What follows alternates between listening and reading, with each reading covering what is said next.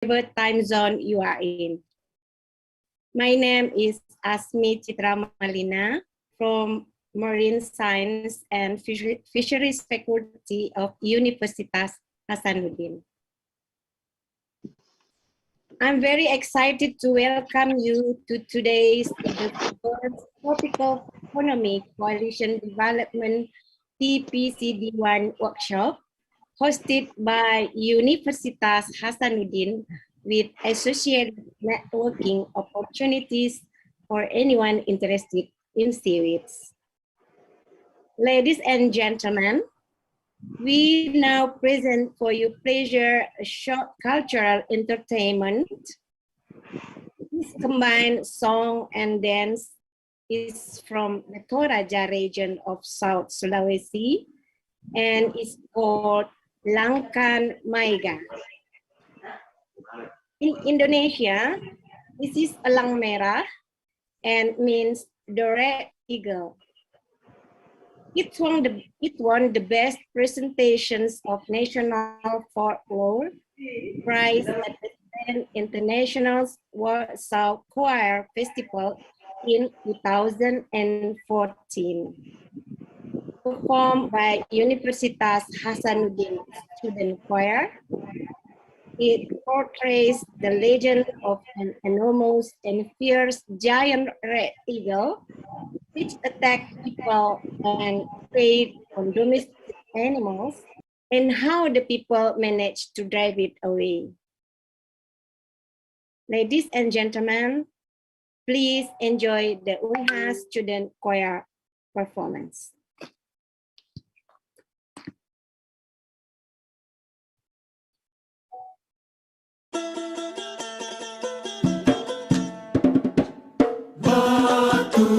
Rate mari gulang aku tanami bintoing marincung marincung marincung marincung marincung marincung marincung marincung marincung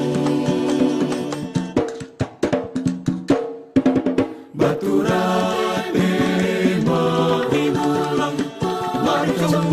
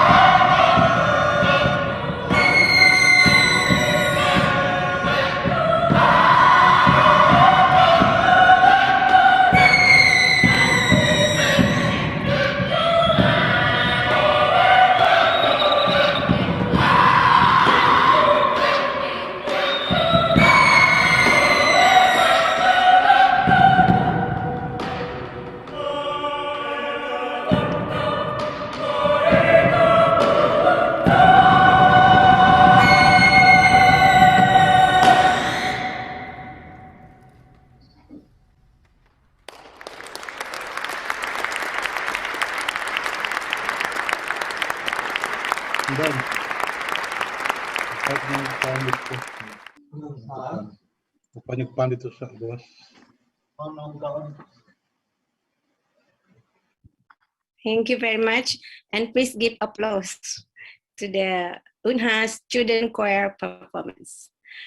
Ladies and gentlemen, may I introduce you Director of Universitas Hasanuddin, who will now say a few words and open the TPCD-1 workshop on Euchematoid series. Would you please welcome Professor Dr. Dwi Aristina Pulubu Emma. Thank you. Assalamualaikum warahmatullahi wabarakatuh. Waalaikumsalam. Good day, and of course for other side from outside from Indonesia, good evening or have a good day for all of us.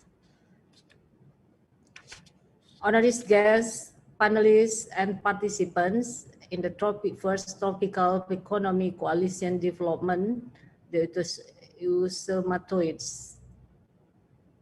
I'm here very delighted to welcome you all today, and nice to meeting you, even though virtually, but I believe all of us in a good health. Universitas Hasanuddin is proud to host this workshop, which hosted by the Graduate School of Universitas Hasanuddin, collaboration with the Center of Excellence for Marine Resilience and Sustainable Development, and from us also collaboration with Sustainable Development Goal Center and Center of Excellence for Development and Utilization of Seaweed. Ladies and gentlemen, I also would like to express my very deep gratitude, especially delighted to welcome to the TPCD-1 sponsors, GNILS, represented by Dr. Philip Potin, and the TPCD-1 initiator, especially Dr. Iones, Dr. Alan Critley, and Dr. Nelson Fedeseri. And from Universitas Hasanuddin side is, there are two, they are Professor Jamal Jompa and Dr. Abigail Moore. Again, thank you very much. Ladies and gentlemen, as we face the challenge of anthropocene, seaweed offers us many opportunities for addressing the challenge that we face. But to maximize this potential, of course, we need a seaweed revolution for innovation that I believe will be discussed in more detail in this workshop and webinar. Ladies and gentlemen, as a leading center of academic and applied research and development outreach in Indonesia, especially Wallacea area in the eastern of Indonesia, Universitas Hasanuddin is committed to have an active role in seaweed-based research and development. As evidence, we have created our Center of Excellence, that is Center of Excellence for Development and Utilization of Seaweed since 2012. We believe seaweed can contribute of many of the sustainable development goals, as you will have reached from the very wonderful information and inspiring video that provided on the TPCD-1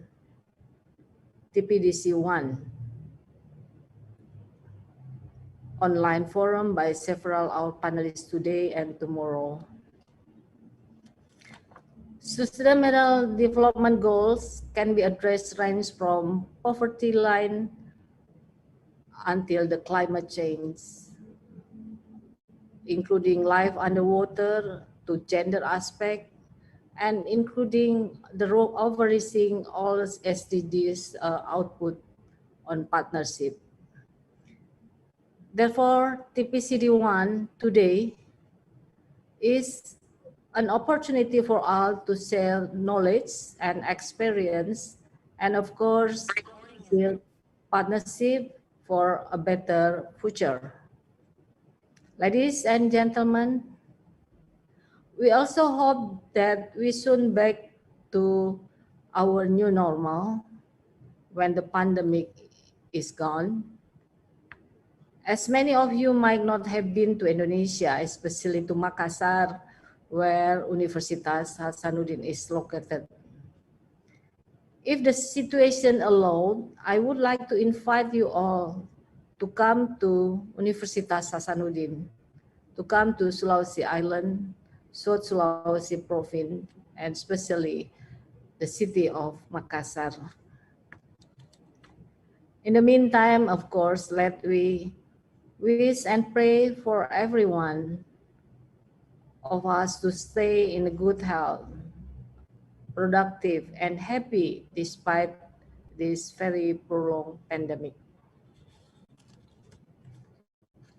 Ladies and gentlemen, finally, by the grace and the God Almighty, I'm very honored hereby to declare the first of TPCD workshop and webinar, the Eusomatoids, is officially open. Hope you have a very fruitful discussion and a very strategic result. Thank you very much. Wassalamualaikum warahmatullahi wabarakatuh. Waalaikumsalam warahmatullahi wabarakatuh. Thank you, Ibu Rektor, for the welcoming speech. Ladies and gentlemen, Professor Jamaluddin Jompa, Dean of the Graduate Faculty of Universitas Hasanuddin, will now give us a keynote presentation before the first discussion session. He will speak on opportunities.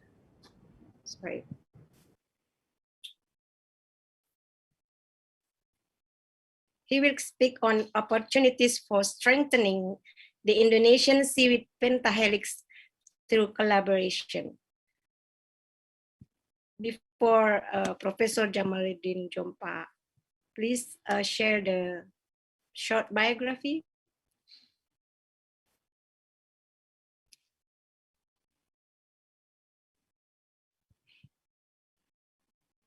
Or maybe we can directly invite. Would you please welcome Professor Jamaluddin Jompa?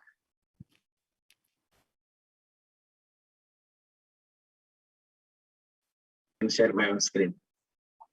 Okay. Yeah, please, Pak.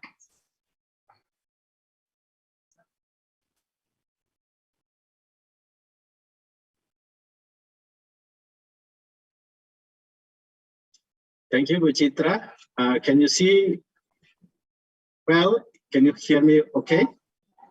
Yes. Okay.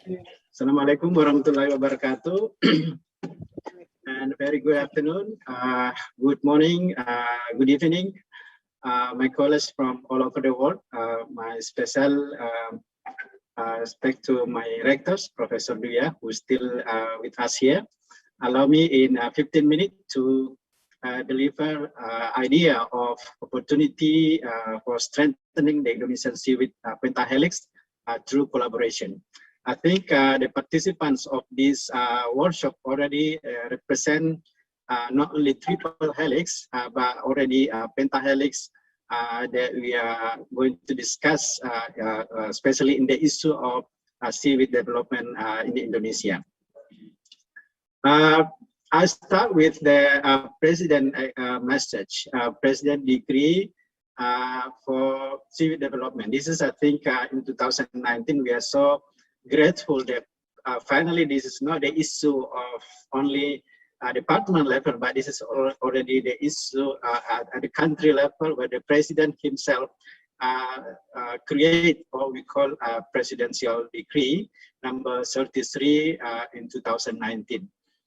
The direction of this presidential regulation or decree is that the seaweed need to be on the economic value, significant economic value through cultivation, of course, and for post-harvest development, including industry. And also, the country especially ordered to restructure the distribution and seaweed processing and industry to be close to each other, so it doesn't need to be transported too far. And also, the country also encouraged to develop not only raw materials efficiency and effectivity, but also develop industry for high-end products. And of course, especially the mention or describe about the need to develop and implement R&D, especially in the context of cultivation and product technology at the national and global level. So our workshop today is exactly actually also responding to this presidential decree. And my colleagues from all over the world, as our rector already mentioned, we welcome you all to Hasanuddin University. We have the Center for Seaweed Development. And indeed, this is the area, the province that produce the highest number of seaweed in Indonesia. And maybe it can be also clarified later that actually maybe in terms of province, South Sulawesi province is the #1 province in the world who produce the most number of seaweed.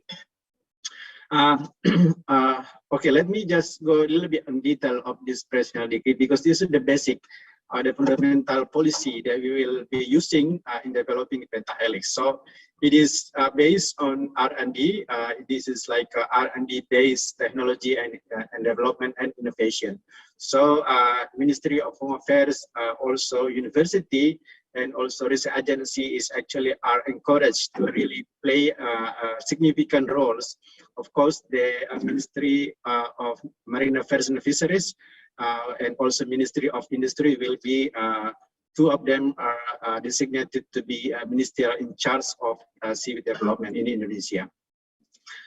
You can see from the map all over Indonesia now, actually, we have now actually more than this. This is just the main map of potential seaweed cultivation in Indonesia. But then since 2000 until now, actually, we have production of seaweed. This is for not dry weight, but wet weight, more than 10 million hectares per year.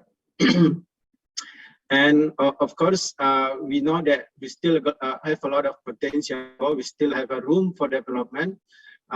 We calculate that our current production actually only 20% of the potential area. So we do hope that we can develop more seaweed production in the future. Of course, this need a lot of not only innovation by R&D, but also the involvement of stakeholders and users and another agency, what we call pentahelix collaboration. So we do understand this is not new idea. We already know about the triple helix in the past, how the academia and business and government actually work together to develop the speed of production of including seaweed production and other industries. But now we put pentahelix especially because for Indonesia, seaweed production is the matter of income for coastal community and now becoming one of the most important revenue for coastal community. And we also put media especially because this is require support from the public. We know that Indonesia is a new democratic country, so we need to have a better understanding about this business so that the whole society will consider that seaweed development is a good potential for the future of Indonesian coastal economy. And of course, University and Research Institute will be one of the leaders innovation center to develop this idea.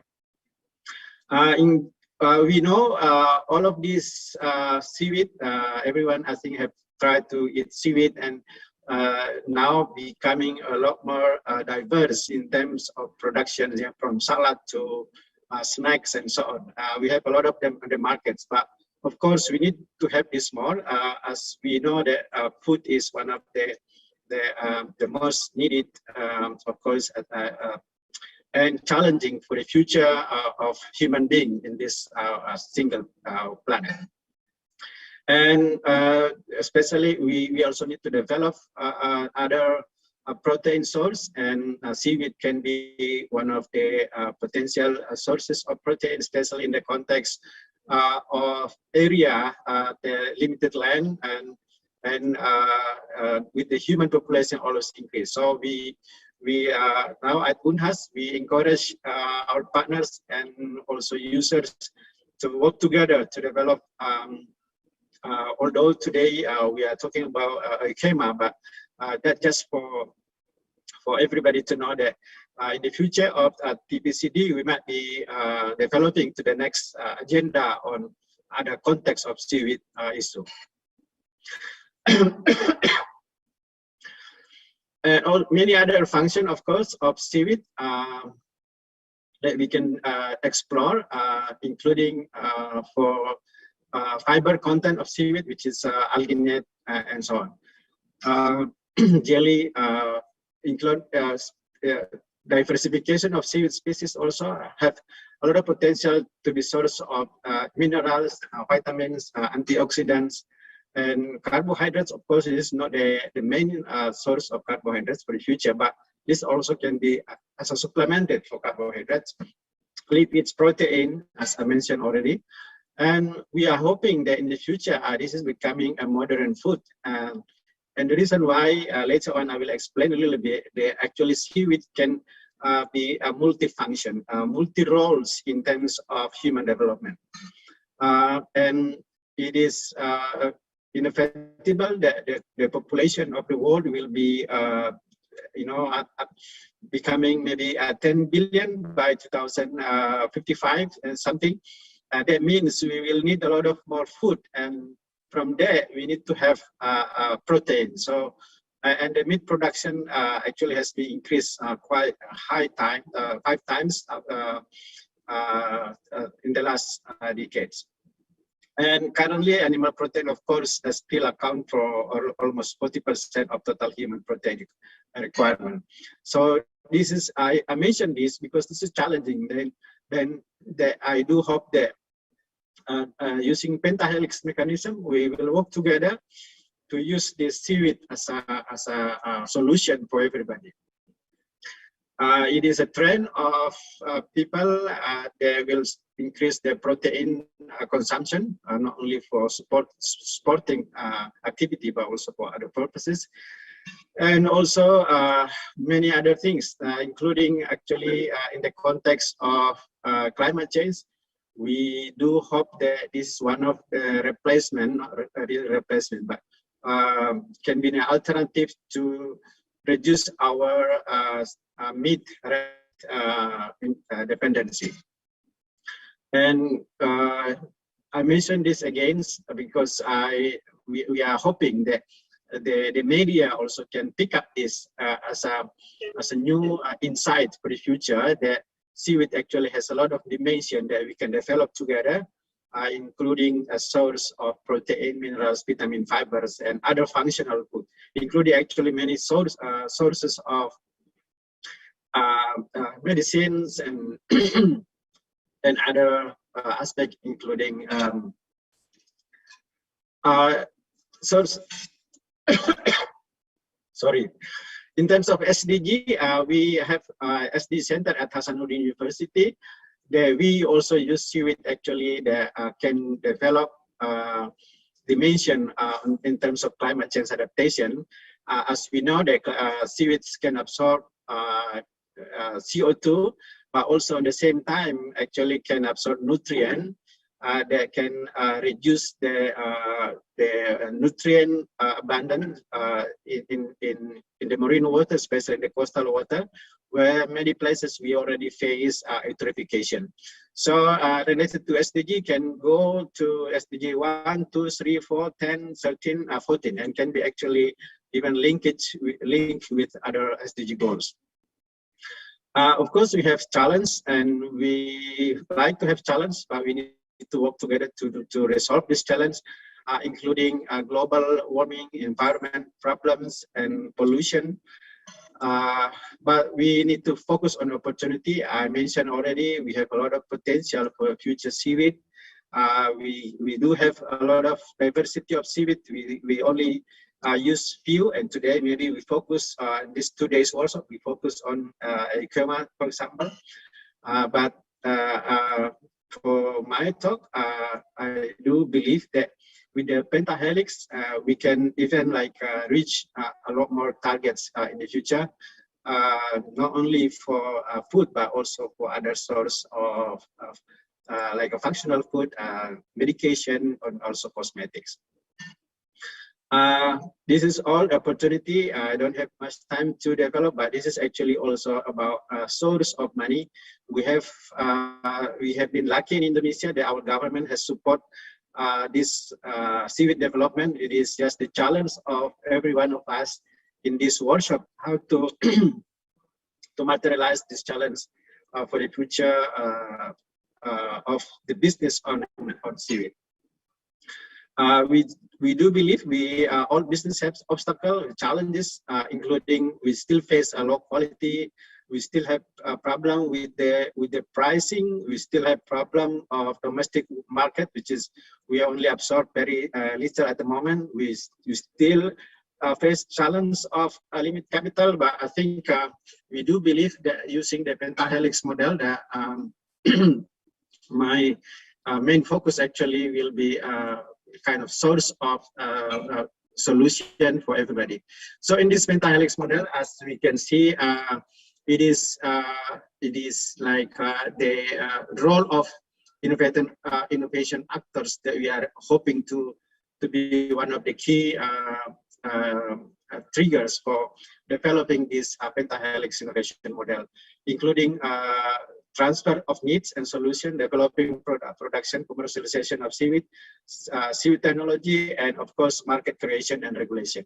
That's why we put media here, because we do believe that using seaweed as a platform for the future food is not only environmentally sound, but also can create a more circular economy and so on. So I think I'm running out of time. I will go with the roles of all players, from academic and researchers. I lay down here the roles, the potential roles of academic, from encouraging entrepreneurship, developing technology, empowering community, preparing human resources, and also developing cooperation. The role of, okay, I still have some time left. For the role of other, most important one actually for this time being is the role of industry players. I think seaweed nowadays we are expecting to be playing a lot more roles with the strategic function or roles of the industry. So we do hope that the industry will help incubating and spin off the activity, business activity, funding, support for investment. And of course, actually, we do also hope the industry also play a role in developing R&D, especially to develop many more potential of seaweed. UNHAS already have collaboration with several big industry, including maybe to mention a few only. Many big company are now actually trying to work with us in developing seaweed related industry or production. Also, the role of industry to promote the technology packages and exhibition. Also, of course, we are hoping that we are working together not only for on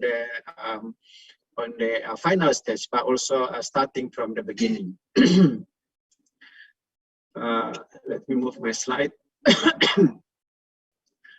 The government, of course, play a very critical role, especially in making sure that, including providing research funding, incentive, and also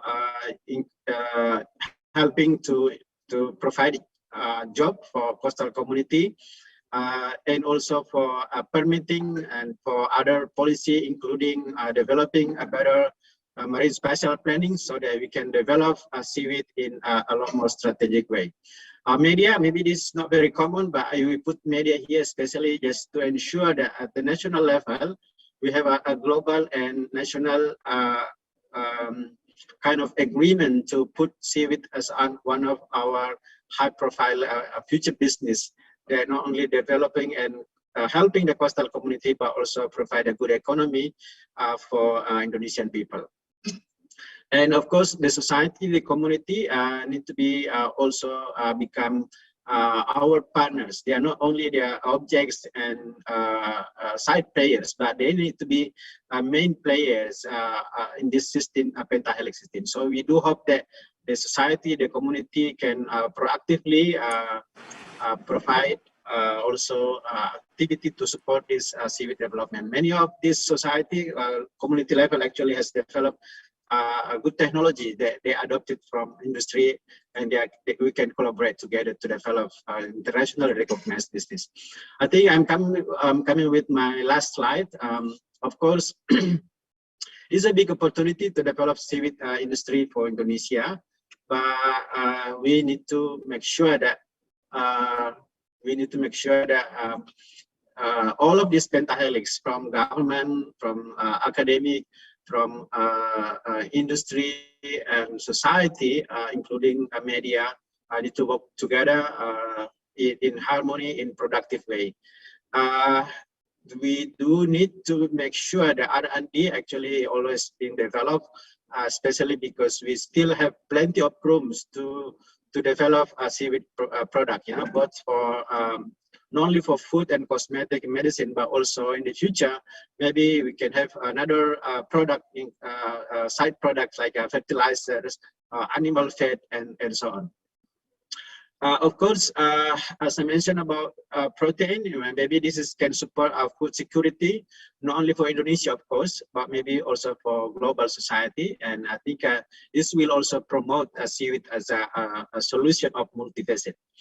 Of course, we need to have strategy in terms of mass cultivation, because this is something that in the future will face challenge for space and so on.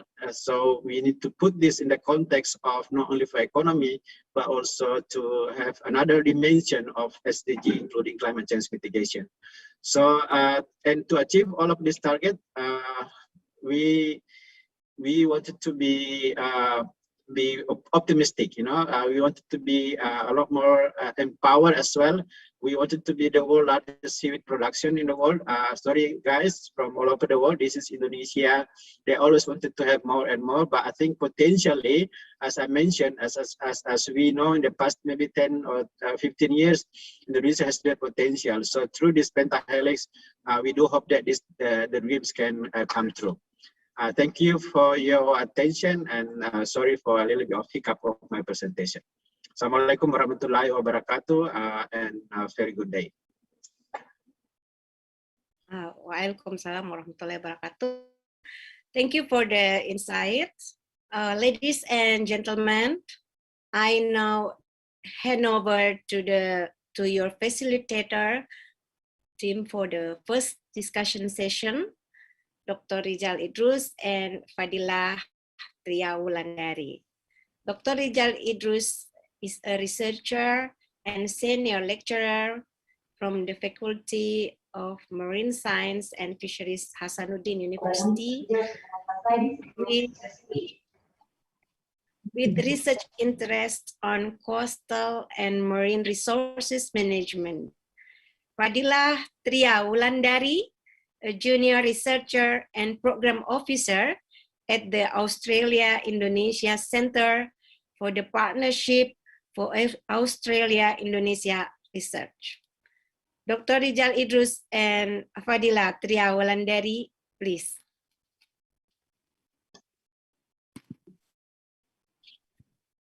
Okay, thank you, Ibu Asmi, and greetings to all our participants this afternoon. Good afternoon, and also good morning to those of you who are currently in the continent of America. Very early morning over there. Good day to those of you in Europe, and probably some of you in Australia already late afternoon. Anyway, I would like to say hello to everyone and allow me also to our rector. Thank you very much for attending our workshop today, as well as officially open our workshop. Professor Jamal Jompa, thank you for your opening of this session. The keynote during the session is from Professor Jamaluddin Jompa. You have presented us with a very important opening that can be the platform later on for our collaboration in this seaweed cultivation.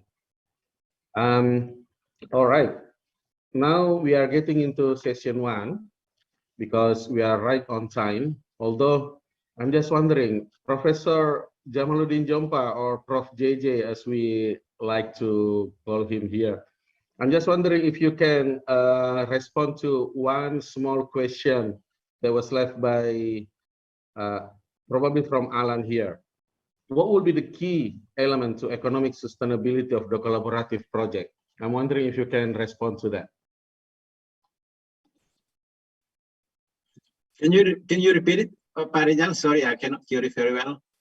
All right, just a small question so that probably you can respond to that. What will be the key element to economic sustainability of the collaborative projects that you propose? Yeah, I think this is a very challenging questions, and I think we need to answer this through the workshop as well. But for Indonesian case, the key element would be, well, as I said, the pentahelix is all elements, yeah, and they actually play as important role as others, yeah. But the key element there would be the industry actually. Let me put this into my own perspective based on my experience in the last 20 years. We have problem with the pricing. We have problem, and that drive the whole seaweed cultivation and the whole seaweed business. So we need to have sustainable industry. So we need to make sure our colleagues from industry, this business need to be put into a business model. The industry is the key element to ensure everybody happy with their own business. The next key element, of course, is the community, because they are the one who play, you know, develop the seaweed like developing baby. They're taking care all of this from the very beginning to 40 days to 50 days, and they are actually doing a very good job in making sure that that this seaweed is well taken care. So if we have this collaboration, I think the government, the academia, and other can facilitate the interaction between the community, the society, the community, and the industry to work together to make sure that we can make this business not only for economy, but also, as I mentioned, for the future food security, and also responding to climate change adaptation, and also for community development in the coastal area. All right. Thank you for entertaining us with that response, Prof. JJ. Sounds optimistic, but we do expect that it will be good to the future. So good luck for that. Thank you, Prof.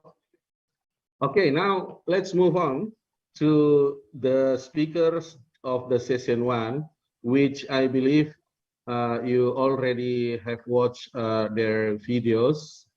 There are 10 speakers, 11 altogether with Prof. JJ, but we have just finished our session with Prof. JJ. There are 10 speakers that we are going to have discussion with, especially regarding to their presentation, video presentations that you have just watched earlier. Allow me to invite my good friend Dila to introduce the speakers in our session. Dila? Yeah, thank you very much, Dr. Rizal. Good afternoon from Indonesia, ladies and gentlemen, our distinguished guests. Thank you very much for joining us in session one. We would like to introduce our 10 excellent speakers from all around the world who are going to join us in this session. Our first speaker is Dr. Loretta Robertson. Dr. Loretta obtained her PhD in biological science from Stanford University. She is now working as the associate scientist in the Woods Hole, USA. In her presentation, she talks about developing cultivation systems and best management practice for Caribbean carrageenophytes in US waters. Our second speaker is Dr. Leila Hayashi. Dr. Leila Hayashi did her master's and PhD in Sao Paulo University in Brazil. She is currently working with the Ministry of Agriculture, Livestock, and Supply to implement commercial seaweed farms in Brazil. Dr. Leila Hayashi talks about the update on euchematoid farming in Brazil. The next panelist is Dr. Raul Rincons. Dr. Rincons is a marine resources and mariculture specialist with a research focus on tropical and subtropical sea plant species. Dr. Raul presents the sustainable development of a seaweed industry in Venezuela and the Caribbean based on the mariculture of euchematoid. The next panelist, we have Dr. Flower Msuya from Tanzania. Dr. Flower Msuya is a senior researcher at the University of Dar es Salaam, Tanzania. She is the founder and chairperson of the Zanzibar Seaweed Cluster Initiative, where she works closely with seaweed farmers in the country.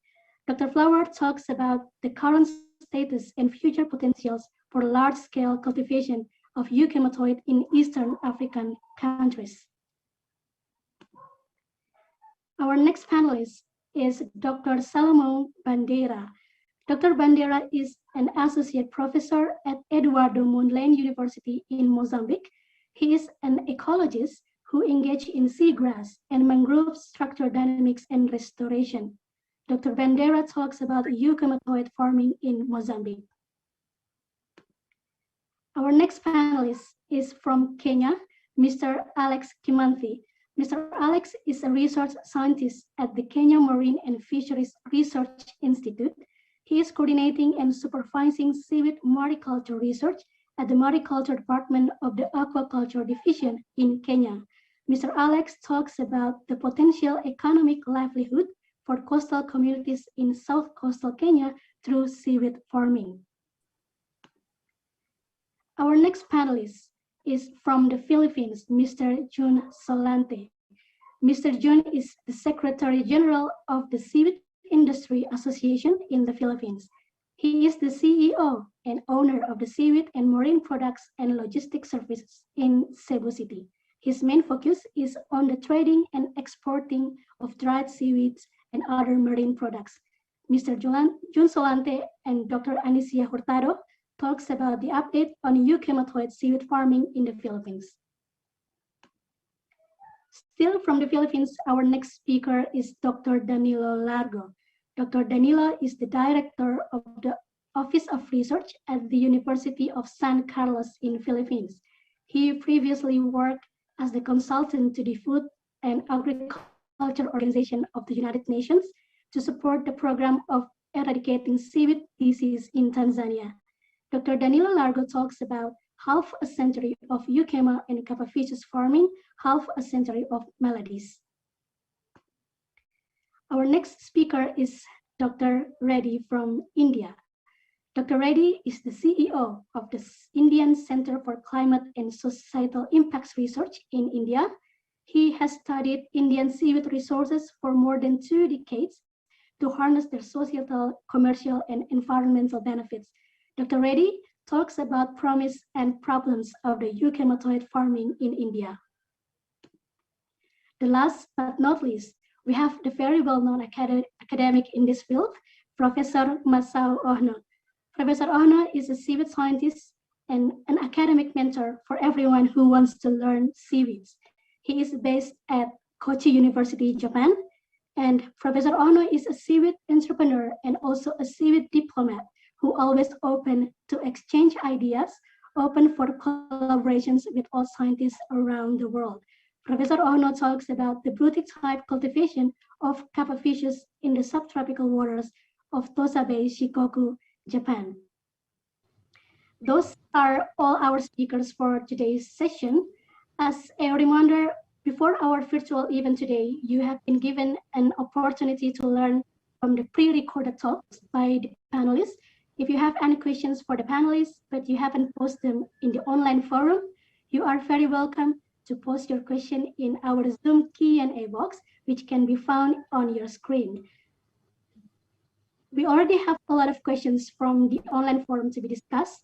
For that, I would like to invite Dr. Rizal to lead the discussion. Dr. Rizal, time is yours. Thank you, Dila. That was a very, really good presentation of all our speakers. I'm sure there are a lot more to learn from them. We are very lucky this afternoon. We have 10 speakers all lined up with us here. And as Dila has mentioned earlier, that they already put up excellent videos to watch. So what are we going to do in this session is to enhance our knowledge by having further discussion with them. This session 1, we are focusing on the status and challenges in kappa-ficus cultivation around the world. We saw videos from the Philippines and also from Latin America, Africa, and some from Southeast Asia. So what are we going to do this afternoon? Because we don't have much time. We only have about 1.5 hours for further discussion with the 10 speakers. Is that we are going to pick up some of the questions that already been posted in the website, and from them we let them to respond to those questions. In the meantime, you are welcome to post more questions on the Q&A column that is available. So don't hesitate to put more questions in the Q&A column, and those speakers will look onto the question. So let's start with our first speaker. I would like to invite Dr. Loretta Robertson to respond to some questions. Here, Pak Laude have a question about the spatial management of the farming areas, and also at the same time, Cecilia Kambe also asked about disease and pest management. I'm wondering if Dr. Loretta Robertson, I'm wondering if you can respond to these 2 questions about the disease and pest management as well as the spatial management of the farming areas. Loretta, your time. Yes, great. Thank you. Thank you so much. I appreciate the questions and appreciate being here. So you. I will try and respond maybe first to the spatial question. And here in the United States, there is a quite lengthy permitting process to in order to install farms in coastal areas. And fortunately, with the program that is currently funding our research, that is through the U.S. Department of Energy, they have provided funding to NOAA, which is an agency that works with, with the ocean environment and lots of ocean data. And they have developed a lot of tools to help us with siting of the farms. And I can put one of those either, I'll put it in the chat so you have an idea. So what they have done is compiled lots and lots of environmental data, as well as coastal use data. And so for potential conflicts with other users, whether it's underwater cables or boating lanes, oil, etc. And so what that lets us do is really define areas that are ideal for any type of particularly seaweed, aquaculture in the environment, and areas that there would be too many conflicts in order for it to be sustainable. And so it's a really valuable tool. Unfortunately, right now it's only available in the US and US waters. But I know that there are plans to extend this into other areas. And one of our partners, the Nature Conservancy, they have been actively compiling this data for other regions as well. And hopefully it will expand to other areas worldwide. We're also working very closely with a research group that's based at the University of California, Irvine, and that's led by Kristen Davis. And she has developed a model that not only includes the environmental and potential conflicts or other uses, but it actually incorporates the biology of the seaweed that you're growing with the environment. So it identifies those areas that may be more beneficial for algal growth than other areas. And it can be really identified with a particular species that you're working with, and with the biology that you know, you can provide a certain range of temperatures or nutrient concentrations, etc. And the good thing about that model that they're developing is that it can be used anywhere and not just in US waters. And I hope they're making it available, freely available to the public to use. And it's in the beta stage now, but I will also put another link to that in the chat. Please let me know if it should go somewhere else instead of here. All right. That's where I'll have Thank you, Loretta.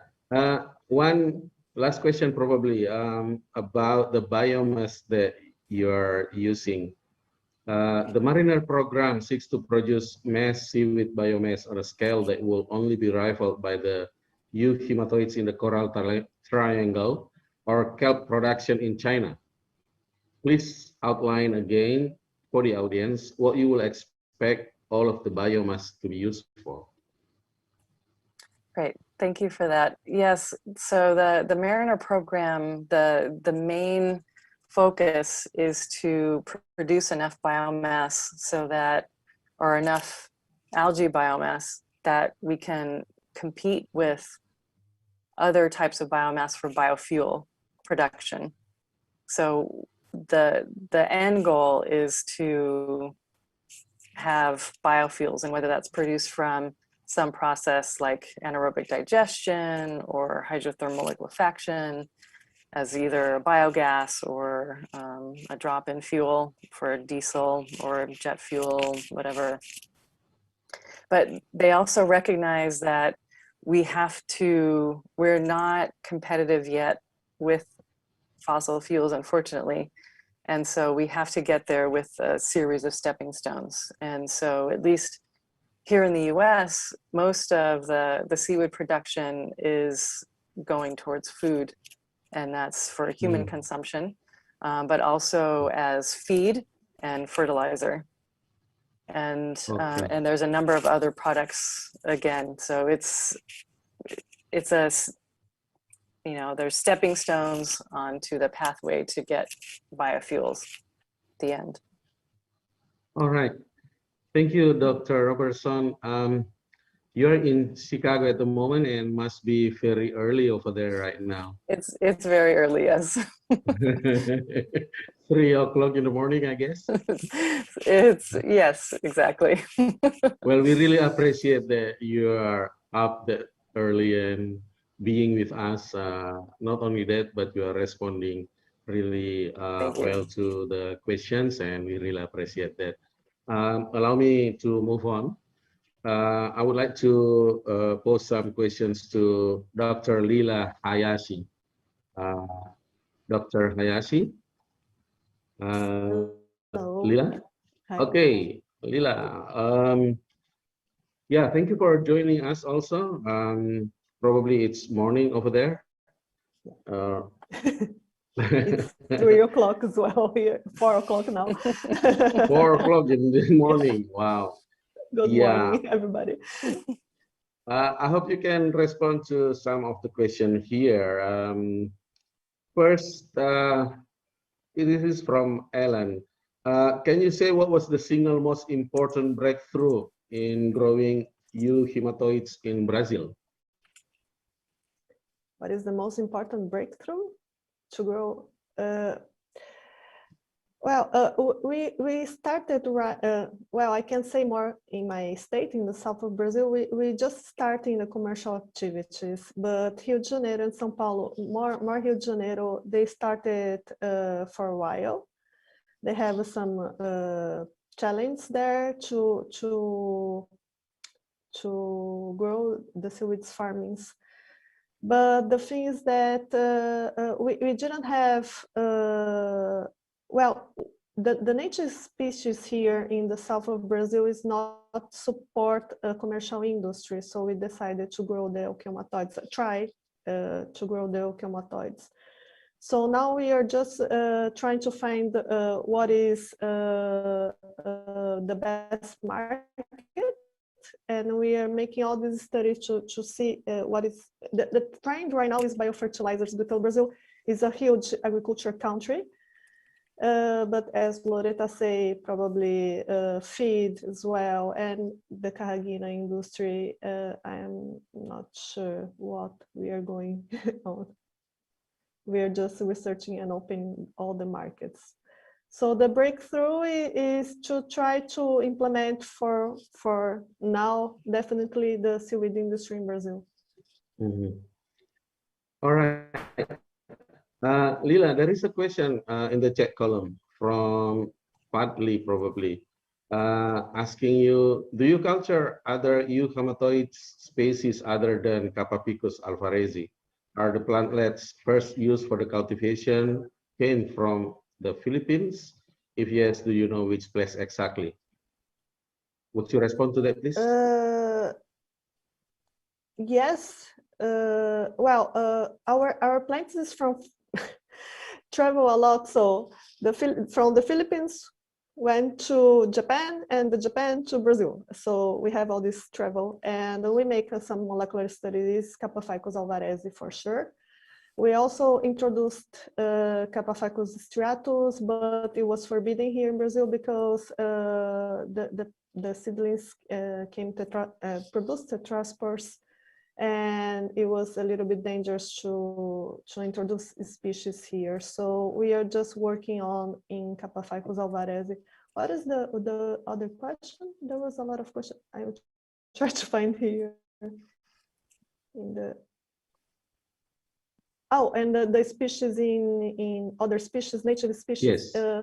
We have in the northeast coast Gracilaria, they're developing.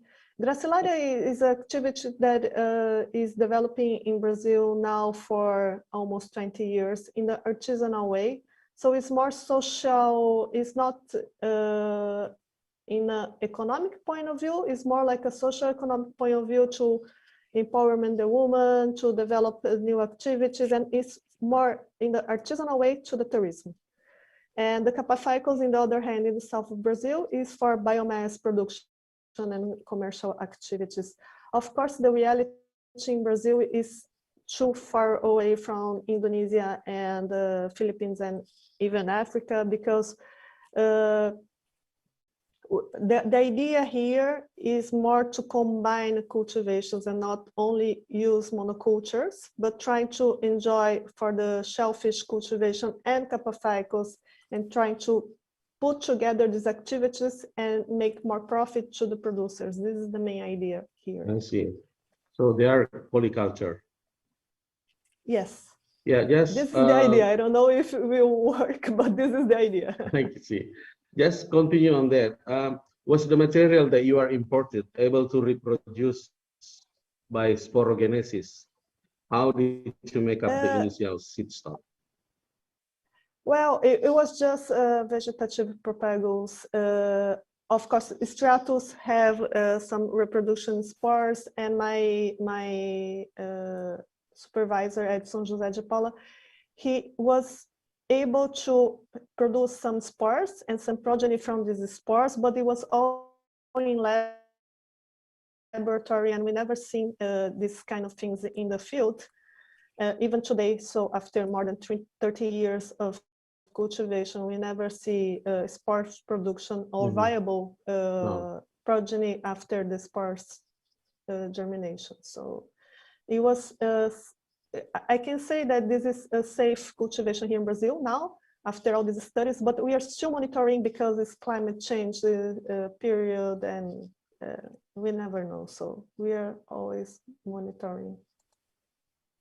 Okay, there is one more question from Dr. Raul Ridiconas. Why don't you grow Capafycus in the northeast of Brazil, where the environmental conditions are more favorable? Yes, this is part of the Brazilian regulation now. We spend a lot of time trying to convince the environmental institutions that Capafycus cultivation is safe. And it's forbidden in Northeast because of that, because it's the same climate latitude of Philippines and Indonesia. And it could be dangerous to introduce a species that can develop well in the Northeast coast. Here in South, we have some limitation, temperature limitation even. If we have some spreading, the nature will kill all the seedlings that spread. Okay, in the way of getting that legal right to cultivate Capafycus, are you also looking at the indigenous species, which might be alternative crops? Yes, we are developing right now uva. Also, uva is very tropical, so we are trying to develop uva cultivation. But the idea is we need to start with something to change the idea of seaweeds farming here in Brazil. So we are opening the markets with Capafycus. This is the idea, and after that we will follow with the native species. We are still trying to develop technologies for the native species, but it's hard. It's not easy at all, because tropical species, they are small and they don't produce a lot of biomass as cold water species. So the idea is to try to develop this mass cultivation with our own species as well. All right. Well, Lila, thank you very much for being up so early and respond to our questions. We really appreciate that you entertain our questions. All right then. So thanks once again, Lila, and also Dr. Robertson. I would like to let you know, both knows that the Q&A column is also available. Could you please look it up and see if there is any question directed to you? So thank you. Let's continue. The next will be Dr. Raul Rincones. I'm wondering if Raul is around.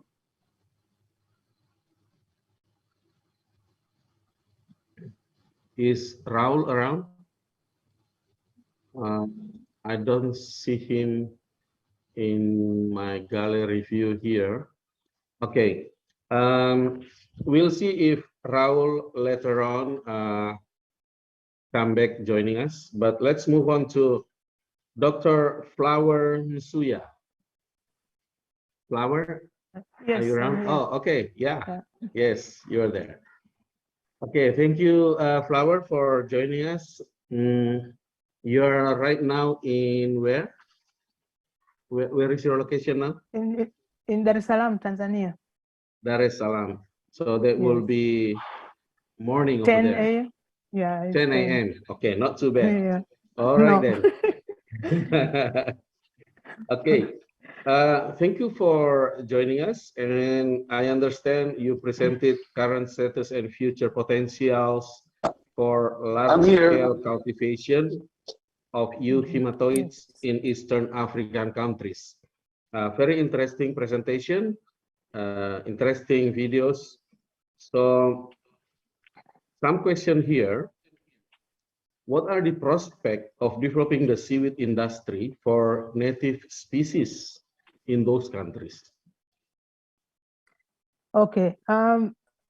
Actually, we do have a lot of these native species growing in our waters, both Ficus and the Eucuma. We have, like in Tanzania, we have maybe 4 or 5 of these. Now, the problem is when we tried to take the seaweeds, the natives from their natural growing locations, because they grow actually in deep waters, and in most cases they're attached. Not in most cases, they are always attached to stones and all kinds. So if you move them from the deep waters to the shallow water areas for cultivation, if you want to get biomass, enough biomass for commercial cultivation, unfortunately, until now, we don't have, we cannot get enough biomass for commercial cultivation. But we are still doing some research to see how we can utilize these natives. We have not given up. So research is going on, and we are also developing technologies in the deep water to farm in the deep water areas. So we will try also to farm in the deep water areas. And this way, we think that we might be able to have the natives at least in using the deep water farming technologies. All right. Is there a plan to build a biorefinery over there? Well, for now, no. We are starting slowly, but if you are developing like the seaweed industry, you want first to start with the food. So to produce carrageenan, to produce value-added products. Refinery would be later, but for now, because we are just starting, it's the first time that we are starting to build an industry to see if it will work, how it will work. So because we know about the refinery and we know the benefits, so after this, then I think it is a future thought about having a refinery too. Okay, and in your video, according to this question, you said that Euhuma denticulatum is a better choice than Ficus in terms of cultivation. What kind of problems are faced by the Euhuma denticulatum farmer in the sea? All right. Yes, Euhuma denticulatum, we're saying that it is a better one just because of the climate change, because it is not that much affected by climate change. The farmers can still produce Euhuma denticulatum. Now, in the sea, of course, we have challenges. We have breaking off, of the seaweed during the when there are waves or there's wind, especially in the northeast and southeast monsoons. there's a lot of breakage and uprooting of the pegs, which affects the farmers. So in the farms, we have that. But we also have a problem nowadays because of the increasing temperatures in the waters. We also have diseases in the Euchuma denticulatum. So, for example, in the hot season, in some places, farmers would stop farming and wait for the rain to come so that the water will cool a little bit, and then they can resume the farming. So there are challenges, most of them related to climate change, if we were talking about in the farms. And of course, post-farm, if I may add, is also the market, because the price is lower. So all these are some challenges. I see. Yeah, you mentioned in your video that there was a massive die-off occurred. Was it because of this higher temperature, higher than normal temperature, so that people have to go further deeper? What is the daily growth rate, the optimum one with the optimum temperature? Okay. Yes, what I talked about is that it's because of the increase in temperature. That is what is killing the Kappa ficus, because the temperatures go, you know, in the shallow waters. If you measure the temperatures nowadays, is 38 degrees Celsius, 37 degrees Celsius. So for Kappa ficus, it's too much for them. Now, in the deeper waters, because the temperatures are lower, and we get something like 29, 30, 31 degrees, then the Kappa ficus is doing better there than in the shallow water areas. And in the shallow water areas, we get growth rates ranging from 3 to 4% per day. In the deep waters, we have 5, 6, 7% growth rate per day. So it is high in the deeper waters. Okay, so deeper water seems to give more products. Is that right? Yes. Yeah, more productive. Yeah. All right then. Just one last question. What is your long-term thinking about the industry of these eucalyptoids in African countries? Okay, the industrial thing, I think, you know, because we are talking about food and going to nature and eating natural food, and it have two options. We have the food industry, where we can make all these value-added products and then market them across Africa. We have a lot of countries in Africa, 50 plus countries, and the people can consume this the seaweed itself and the seaweed products. But we also have, of course, the carrageenan that can be used, you know, to manufacture a lot of foods in the continent. But we also have the cosmetics products that can also be used by a number of people in the cosmetic products that we can develop for the coming years. And later on, probably things like energy, looking at energy and such kind of product. Okay, thank you very much, Flower, for joining us this afternoon or morning in your case. Thank you for entertaining to our question. Yeah, we will talk to you again later, probably.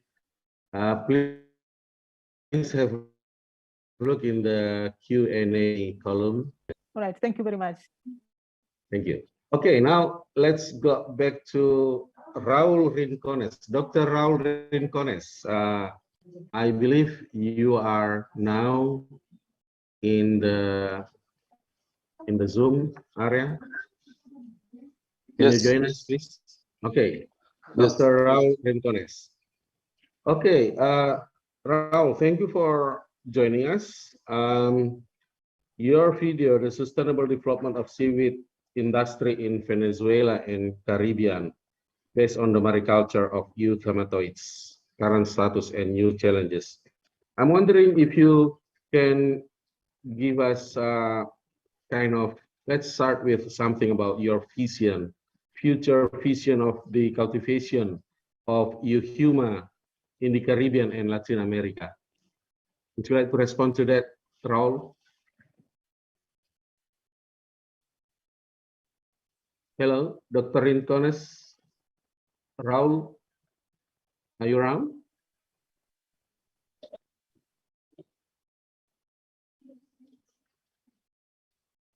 Hello, Raul.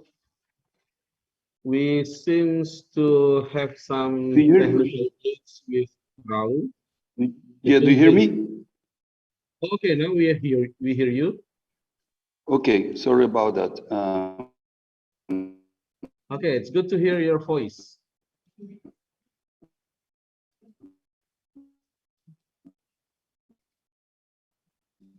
Now we lost you again. Hello, Raul. Are you around?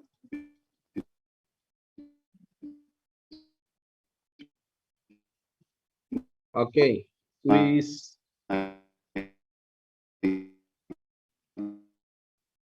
Yeah, there seems to be some technical glitch, probably internet issue with Dr. Raul Rincones.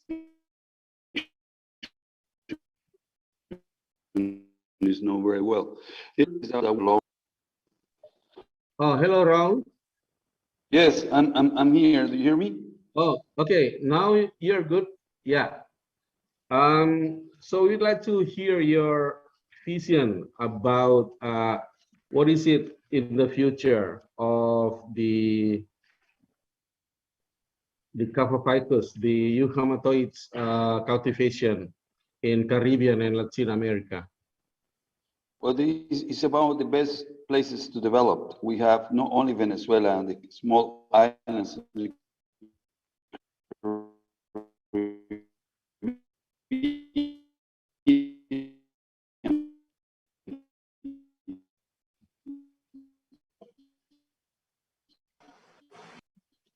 We don't seem to be able to hear Dr. Rincones' voice clearly.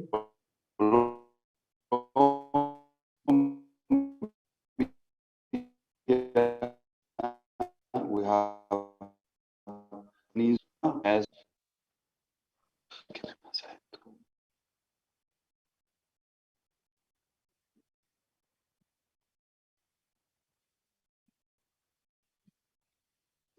Okay, hello, Raul. Okay, I'm sorry. I think since we don't have much time, so Raul, would you be happy to probably enhance your connection? And okay, now you're on. But can yes. Can you please? All right. Yes, I hear you. Okay, what I was saying to answer your question, sorry about the connections. I mean, Mozambique connection is not helping us. But what I can say about the Caribbean is a large potential. We have not only Colombia, not only Venezuela. We have Colombia with large areas. We have Panama with large areas. We have Cuba, which is a big archipelago with a large areas too, Dominican Republic. So with definitely Capophycus and euchumatoids, we also have an endemic euchumatoid species called Euchuma isiforme. Now it's changed to Euchumatopsis isiforme, which is also a source of Iota carragini. And for this case, we have the best opportunities because we have maybe the major threats that we have in the Caribbean are the hurricanes, but places like Colombia, Venezuela, and Panama are less prone to hurricanes. Would be major, I would say the major threats. Regarding conditions like temperature are ideal. We're able to grow euchumatoids all year round. We don't have major threats like racers or major epiphytes diseases so far. We started euchumatoid farming with Capophycus introductions in 1996. And up to date, I can tell you in Venezuela, and also the experience of the transplanted material from Venezuela. We came originally from the Philippines. The transplanted material went to Panama.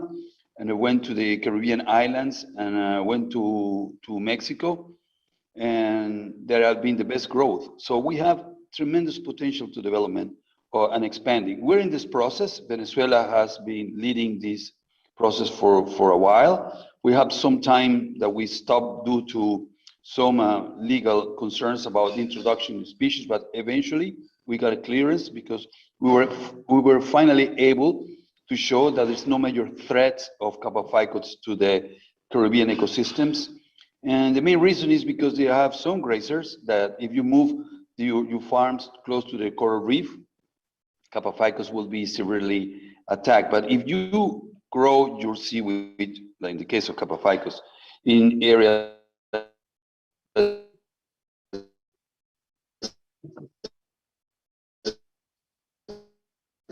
All right, Raul, your explanation was really interesting.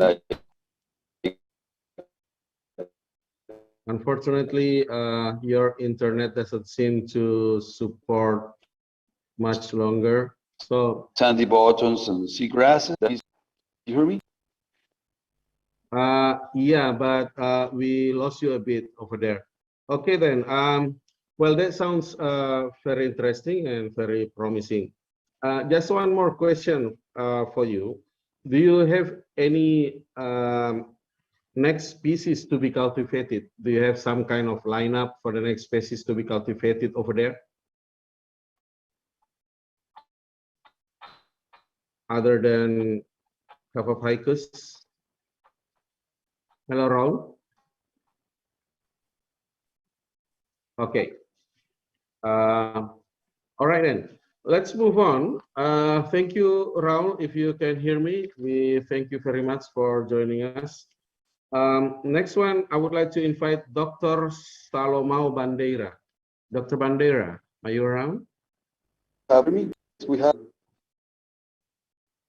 Dr. Bandeira, Salomao Bandeira. Can you join us, please?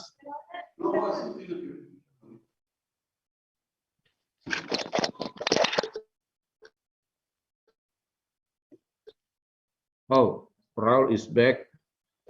Raul, thank you very much for joining us and responding to the questions.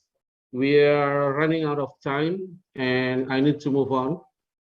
So now I'm inviting Dr. Salomao Bandeira. Is Dr. Bandeira with us?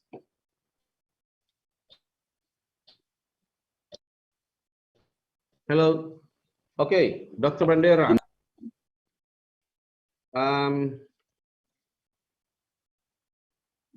You were presenting the video. Hello. Dr. Bandeira. Yeah. Yes, great. Yes, hello. Yes, I'm hearing you. Yes. You were presenting euhematoid farming in Mozambique and Kenya. Can you give us a little bit, some kind of description? What are the challenges faced during seaweed farming in Mozambique? And what are the species that you are currently developed for farming? Dr. Bandeira? Okay, thank you very much. Yes, thank you. It's a pleasure to participate in this meeting.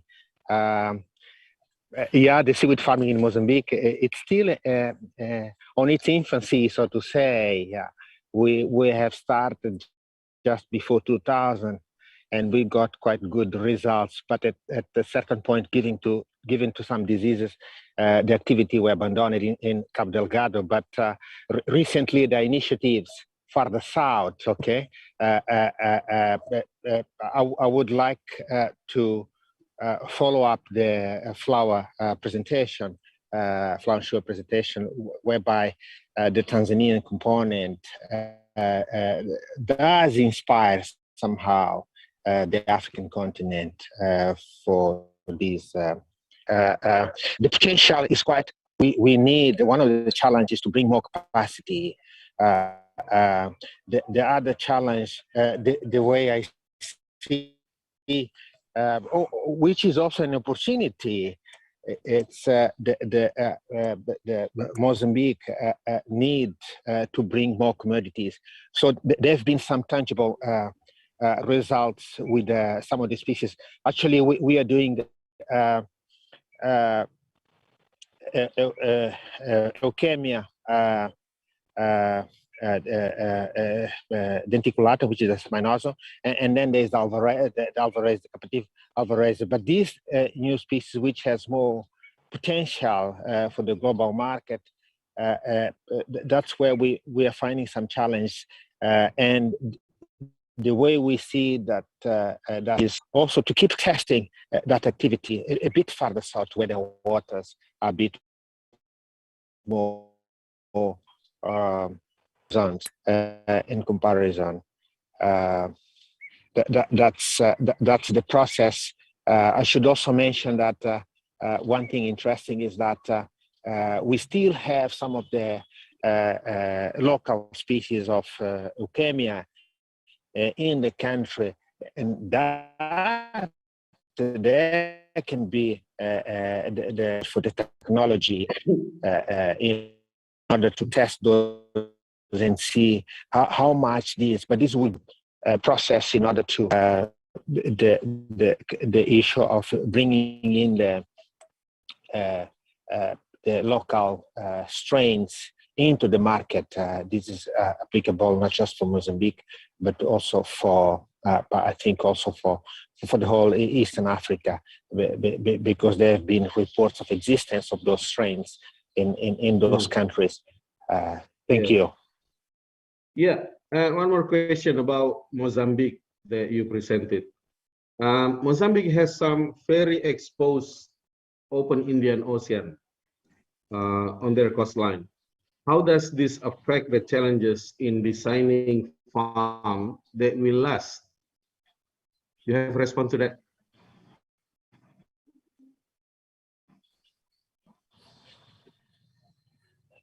Oh, yes. Yeah, we have to look into more detail how the coastline looks like. We are talking about nearly 3,000 kilometers of coastline, and one can divide it into three main parts. The northern part is very much surrounded by coral reefs, so the inshore it's more protected in the way, and in some cases can give rise to extensive intertidal areas and subtidal fringes with that potential to do that activity. In the south, which is another area, there are quite a number of bays down there. So those are the places where there's a potential for that seaweed mariculture. In the center is more mangrove type, okay, in the central part of Mozambique. So it's good to look at with more detail. So the potential is there for sure, and one would say it's the same type of seascape and landscape is similar to parts of Mozambique. Thank you. Okay, thank you, Dr. Bandera. By the way, Dr. Alex Kimati has not been around yet, so there are some questions for him. I'm wondering if you are able to respond to that question, because I heard that you are working quite closely with Alex Kimati. Would you mind to respond to some of the questions to Dr. Kimati? Yes, if I can, just let's hear the questions. Yeah. Okay, sure. If I can. Some question here. Yeah, I can answer some of them. Yeah, maybe, yes. All right, some question here. What seasonalities do you face in Kenya? And what mitigation strategies have you incorporated, knowing that global warming impact probably already impacted the seaweed farming in Kenya? And what kind of major interventions needed to boost farming in Kenya? In other words, would you like to talk a little bit more about your Kenya experience of the seaweed cultivation?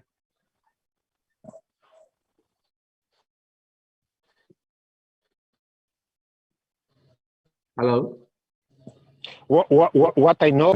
Okay. Yeah. what I know with Kotoni, and that's a major challenge when we look at issues related with environmental conditions or elements. Yes. The heat. That's why.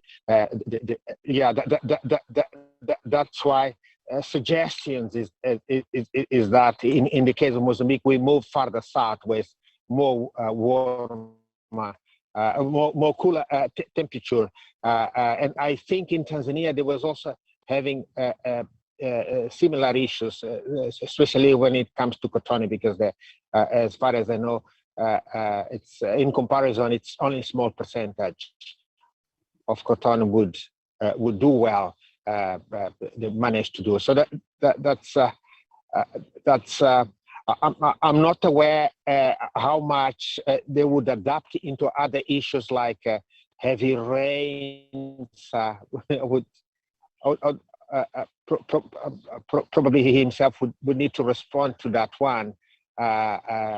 If Flower is around also, she can also answer. In our case in Mozambique, that can be an issue that with communities, we don't need to tell them to spend more time into the seaweed farming, especially if there's a heavy rains. There's a risk of just reducing the production. I hope I did answer the question. All right, thank you very much. Yes, you did respond to that question very well, and we are thanking you, not only because you respond to the question proposed to you, but also to Dr. Alex Kimathi. So we thank you very much. And I saw that you are currently outdoor. That kind of indication that you really... Yes, I'm outdoor. Yeah, you really do hard to be able to get a good internet internet over there, right? Thank you very much, Salamal. Thank you for joining us, and thank you very much. Yeah, please stay around and have a look at the Q&A column. Probably there are some more questions for you over there. Thank you very much. All right, thank you. Thank you. Pleasure to be with all of the team virtually. It's really nice. Thank you. Congratulations. Thank you very much. All right, let's move on. Now I would like to invite Mr. Jun Solante and Dr. Anicia Hurtado. Who's gonna be, is it going to be Jun Solante?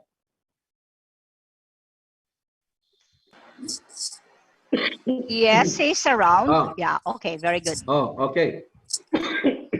Hi, good afternoon, everyone. All right, good afternoon, Dr. Jun Solante, and also good afternoon, Dr. Anicia Hurtado.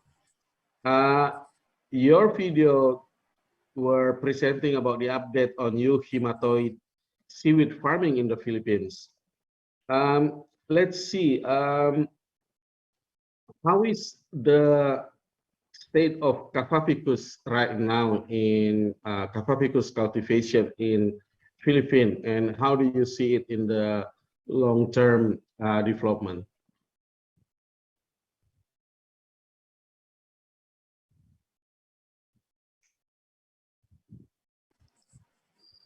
Okay. So far, for the past 5 years, there has been growth and development in farming of the Cavaficus and the Eucheoma seaweed in the Philippines. But we are looking forward to something bigger and better, especially if our government would be very supportive to this industry, because right now, the focus of our government in terms of funding and in terms of support is more on the agricultural, land-based agricultural products, not in the seaweed and marine products. But in the private sectors, we are doing our best to support ourselves, because somehow there are 15 Karaginan processors in the Philippines, 15. And I think we are next to China in terms of Karaginan production. China now is the biggest, and the Philippines is next. And with this capacity, with this development, we are looking forward that our government will really support this industry, because this is a major dollar earner industry in our country. And we are very proud that we are one of the pioneers in the Karaginan industry among the Asians, I think, because we pioneered the semi-refined Karaginan production in the Philippines. So the question is how we see this in the next years to come.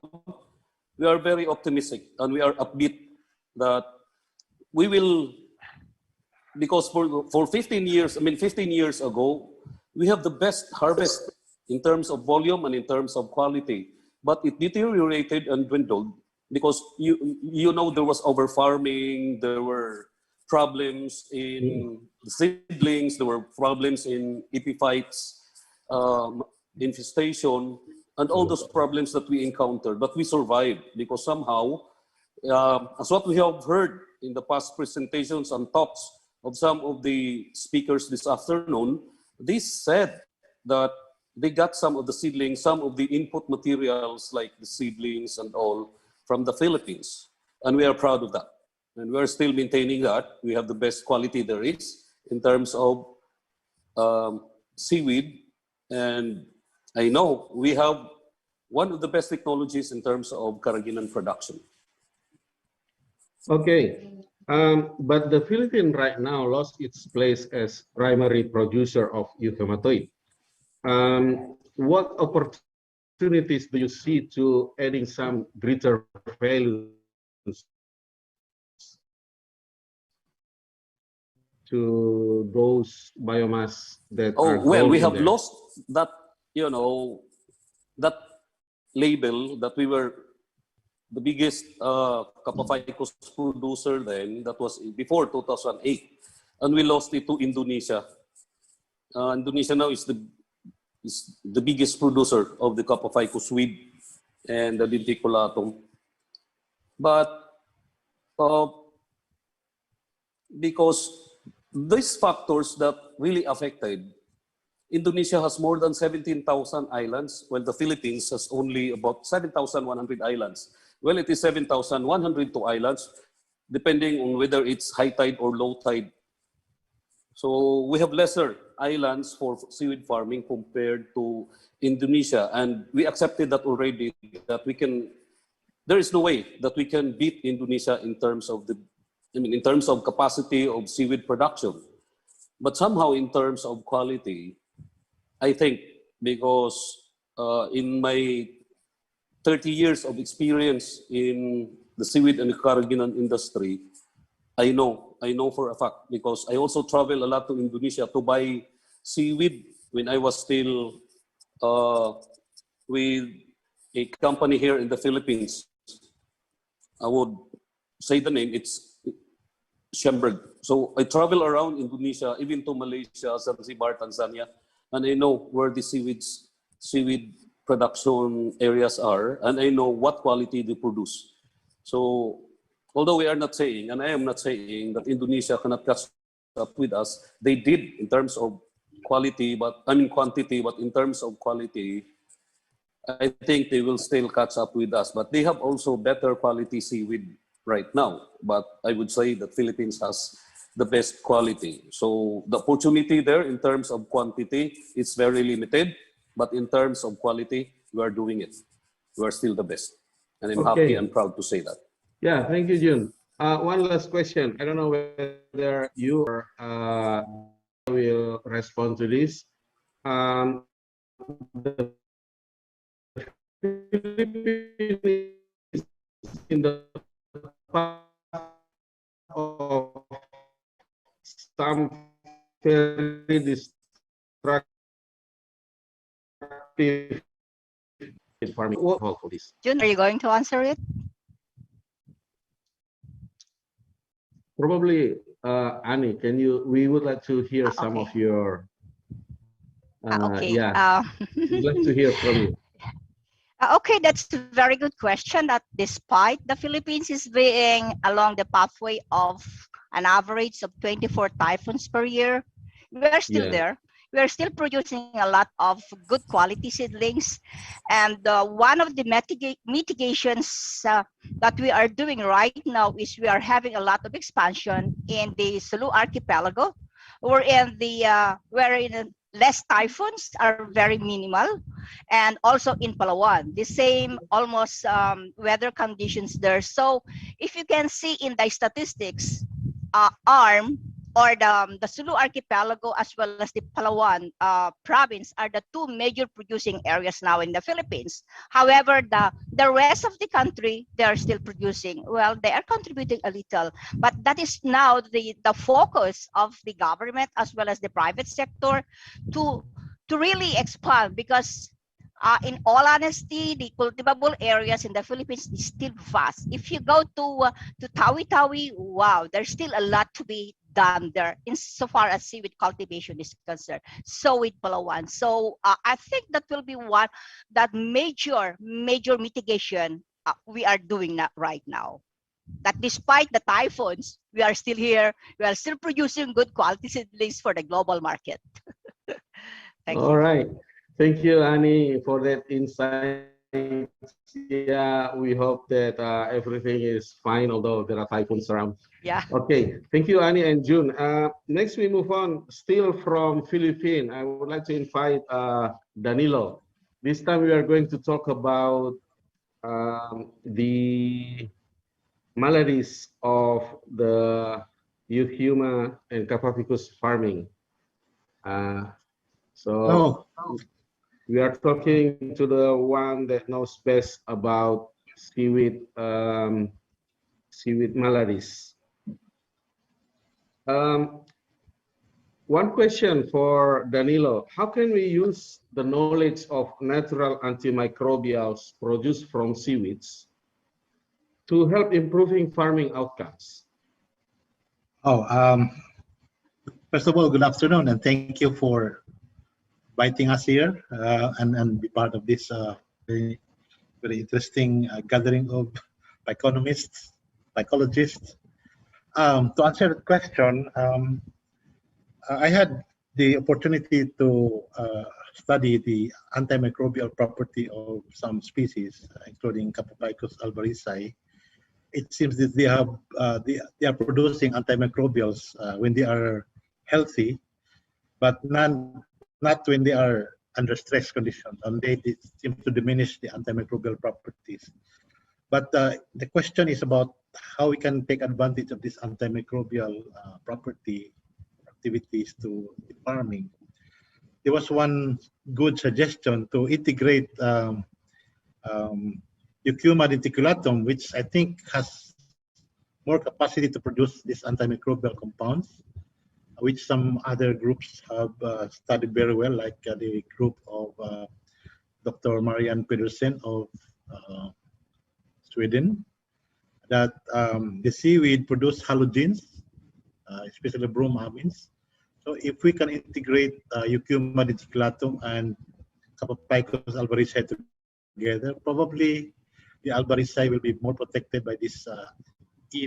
reticulatum in a like in a big brother, small brother species like that. But you know, when you mix two species together, it may also have problems with segregating them when you harvest during the harvesting time. So I don't know how to do this, but this is one of the suggestions that was brought up during this presentation, which I agree also that species which have more antimicrobial can be integrated with species that has lesser antimicrobial, like E. alvarezii, which is very prone to ice disease. So theoretically possible, just not being really being done on the field yet. Yeah, because now the method is shifting from monoline tied to a monoline and hanging, but now there is a shift in the method whereby the seaweed cultivars are placed inside nets. So we can segregate the two species so that they will not mix when they are harvested, and because they produce different kinds of carrageenan. Yeah. One more question for you, Danilo, if you can respond quickly. You are one of the world authorities on ice. Thank you. This seems to have been associated with Phyconomic endeavor since day one. Should they be eradicated or can they just be controlled? Well, there's no easy answer to that. What we really need to do is keep our seaweed healthy, cultivate them in the fixed monoline method that is no longer the sustainable method of farming in the shallow waters. And the suggestion is going deeper, which has a more optimal range of temperature for the seaweed. So that's the way to go. We keep them healthy so that we avoid diseases. It's preventive. Prevention is better than cure. I think. Yeah, and probably impossible to eradicate. Yes, I guess. Yeah. All right. Thank you, Danilo, for joining us. Thank My you for pleasure. responding to the questions. Thank you. Ladies and gentlemen, we don't have much time left actually, so we have to move on. Now, we have been hearing from the Philippines, and now let's move on to India. Dr. Reddy has presented videos about euphematoid farming in India, promises and problems. Dr. Reddy, what would you recommend as interventions needed to improve seaweed farming in India? Yeah, well, greetings to everyone. And a couple of things which I feel suitable for India is that we need to have a facility for producing a good quality seed material, because the cultivation is done in the sea and that get interrupted due to the monsoon. And during that period, farmers don't have alternative infrastructure available for growing the seed. So one of the important to make this as a successful industry, seedling production is very important. And second thing is, unlike other countries, especially like Indonesia and Philippines, where the sea coast is steep, deep. So obviously we required kind of technologies for growing seaweeds in a deeper waters. So that is the one thing, and definitely the other intervention to make Indian seaweed Kappa ficus industry distinct, we might have to develop a value chain. So we are the first in the world to demonstrate processing of fresh seaweed for producing, agriculture biostimulant and carrageenan integrated manner. So that has become a gateway for exploring the seaweeds for multiple products recovery. So these three things, if we can do, I think the Indian seaweed industry, especially eucalyptus industry, becomes more resilient and competitive. All right. Next, Dr. Reddy, you know that the impact of climate change has already taken toll in some places, and people are getting into deeper water to cultivate. Is there any particular next kind of species available for the deeper water cultivation in India, and how they will affect people in the cultivation area? Yeah, fine. This is a very interesting question. So while developing a value chain for the Kappa ficus, in fact, I personally advocate the cultivation of agrophytes, because we have, our Indian scientists have found out the best resources producing agar equivalent to the agar produced from geladium. So I would like to I think, advocate cultivation of agrophytes, along with it edible seaweeds as well. So I feel these are the things which I feel India should do it, because India has its own requirement and its own markets. So this might, I think, quite suitable and apt for India to take up, on a priority basis. All right. Thank you very much, Dr. Reddy, for responding to those questions, and thank you for joining us. We need to move on. Our last speaker of the day in this session is Professor Masao Ohno, together with Christine Orozco. Dr. Christine Orozco, they both presented boutique-type cultivation of Cavaficus in the subtropical waters of Tosa Bay, Shikoku, Japan. So we've been going around the world today, from Latin America to Africa, then to Southeast Asia, Philippines, and now we'd like to fly to Japan to meet with Professor Ono and Dr. Christine Orozco. Good afternoon to everyone. Hello. Good afternoon. Thank you for joining us. Yes, I have introduced in the Japanese cultivation of Yukuma farm, and Yes. then Dr. Orozco has made a good video report of cultivation of Cavaficus on the Japan. So please, Christian, explain to videotape, okay? Okay. Hi, わかりました。 Yeah. All right. So this is the question. I'm reading it now. It is interesting that your market seems to be for European-style restaurants in Japan. Why is it that the Cavaficus is not included with other Japanese seaweeds in more general? Yeah, there are many kinds of eat dishes in Japan, but Cavaficus is not so used in the Japanese dishes, especially Cavaficus material are used in the European dishes, Italian restaurant and French restaurants in Japan, because Japanese dishes is taste is most important, but Cavaficus is some smell of seaweed. So Japanese family don't like to these dishes. So, but now our material of Cavaficus are much more used in the restaurant of Italian dishes and French restaurants. Yes. Oh, okay. Yes. Then almost this user is 1 ton wet ton in of the Japanese restaurant, of Italian restaurant and French restaurant now. So our cultivation is a good business now. Okay, Ono Sensei said in the beginning, not many Japanese who liked the taste of Cavaficus.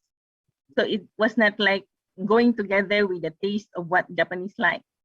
But in terms of selling it to Italian and French cuisine, they get very good price because the seaweed is not found anywhere else in Japan, only in Kochi, Tosa city. So your price gives the uniqueness of the material gives it an attraction. And then the ones who buy from them also deal that it's a kind of farming. Only sell to them at small quantities. So the supply is limited, available only at certain months of the year, then you have a good price. Then it's able to pay for what you do. So the approach is different from mass production. And it's coming from Phyconomy approach now in many parts of the world. Okay, thanks, Christine. Now, going to the field, according to your video, the seedlings looks very clean. Why do you think yours are so free of right when other places in the world have major issues with epiphytes and diseases? What makes it so clean? Okay, Sensei, 私 お願いします。Okay. Ono Sensei had discussed this together. During certain months of the year, the water current is quite strong, so there is not much sediment coming, or the water is clear, so there is not much mud on the seaweed, so it's clean. It can grow very well. And on seaweed physiology, when your seaweed is growing fast, then the epiphytes won't have time to attach on your thallus, and the pH on the surface would prevent them from attaching. So if they're Okay. growing very well and very fast. But during certain times of the year when the current is like the water is being disturbed by strong currents, and there is mud, then we do cleaning of seaweed. So that's why you have a more volume. You have to do that, so you will have to do that in the end. I think if we look to the history of seaweed, I'm actually a Filipino. So during the beginning of Kapaphycos farming in the Philippines, it's a honeymoon period, right? How many years do you not have any problem with epiphytes and when you plant in a new place? So I think the other things are still trying to identify whether they can attach or not on the seaweeds that they're growing. But basically, that is maybe in the beginning now, but there are certain months of the year when Ono Sensei has mentioned that there is a problem, particularly over wintering period. Okay, so it's more on the seasonal Yes. impact on current. Okay. The question probably for Professor Ono. Your crop is grown in floating cages to protect the plants from herbivores. They look very well made and maintained. Are they expensive in terms of cost? Yeah, in Japan, the Yukuma is a very expensive materials. Yes. Almost 1 kilogram is almost about $20. Sensei fresh weight. About the floating cages, are they the expensive part of the production cost? Sensei, sono occasion, chokata cage no wata kides. Okay, basically. Low cost? Yes. Because of production using the floating cages. Okay, basically the cages are good quality because these are actually used for fish cultivation activities in the bay. But during summer, there is very little activity on fish culture. So Ono Sensei borrows these cages which he gets for free. That's what he's trying to say. Okay. And it's a community who knows each other. And when you need something and they're not using it, they readily allow you to use it. And they can That's how the community works in USA. It's very rural. All right. Okay. Allow me to thank Professor Masao Ono for joining us together with Dr. Christine Orozco. Thank you to both of you for joining us and also responding to our questions. Ladies and gentlemen, my respected audience, actually we already finished with all the speakers, but I heard that Dr. Alex Kimathi is around. Is Dr. Alex Kimathi is around? Alex, are you around? Yes, I'm around now. I'm very sorry. Okay. Yeah, we were looking for you, man. Okay. Just one quick question. I'm wondering if you can respond to this. So, in Kenya, the impact of climate change, is it already felt on the field by the farmers? And what do you think the government can do to mitigate the impact of climate change? Okay, thank you for that important question. Yes, climate change has impacted on seaweed cultivation, just like other resources in marine ecosystem. What we find out is that during the southeast monsoon, by the way, Kenyan climate conditions are influenced by the coastal climate conditions are influenced by two monsoon seasons, that is the southeast and northeast monsoon. During the northeast monsoon, which is occurs between around October to February, it is relatively warm, but in southeast monsoon, it is relatively cooler. But now during the northeast monsoon is when you find that the temperatures are quite high, especially Quite high. from December to February. And during that time, seaweeds, especially capapicas, are affected by ice and epiphytes. So you find that during that time, there is low production of seaweed experienced by the farmer. And then during the southeast monsoon, when the water is a bit cool, you find that the other culture techniques that we use, especially the lofty system, the culture structures most times are unable to overcome the strength of the wave action. So you find that sometimes farmers lose their crops because of this wave action. So our main problem has been, our main challenge has been on how we can be able to strengthen these structures so that they can be able to overcome the strength of the wave and the tide during this time. So currently, the government of Kenya is initiating it is actually we are rolling out the blue economy agenda, and seaweed cultivation is one of the main areas of focus.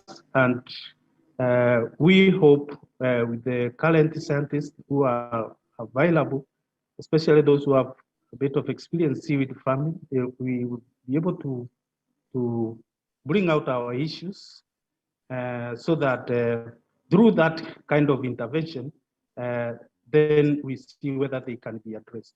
But to be brief is that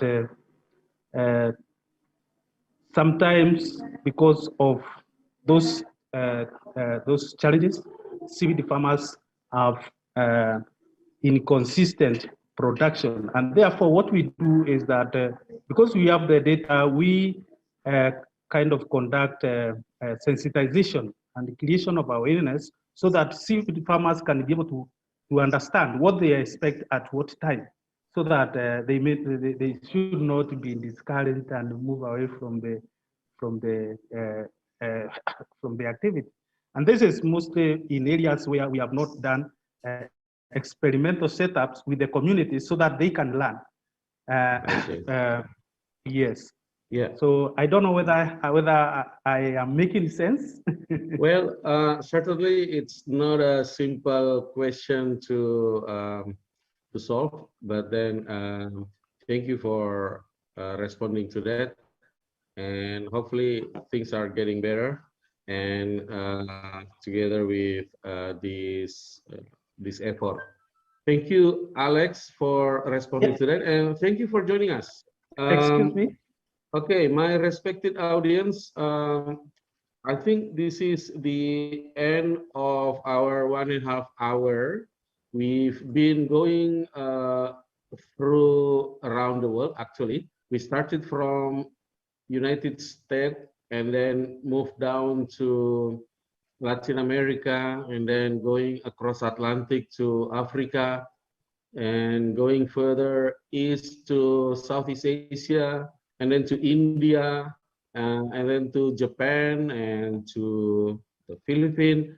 So this is really interesting trip this afternoon. Within 1.5 hour, we managed to have a further discussion with the excellent presenters of the videos that we have seen in the website.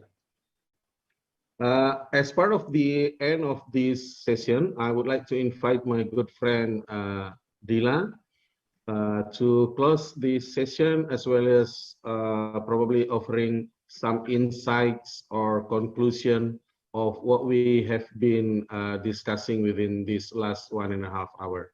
Dila, please. Thank you very much, Dr. Rijal. It is really an honor for both of us to facilitate this session with all the distinguished panelists from all around the world. We have listened the explanations from all the speakers, looking at the challenge of catfishes cultivation from the US region, Latin America to Africa and to Asia. We hope that our meaningful discussion today is useful for all of us, and we hope this session opens up space for research collaboration in this field through this Tropical Economic Coalition development. The pre-recorded talks are still available online in case you want to go back and learn more from the speakers.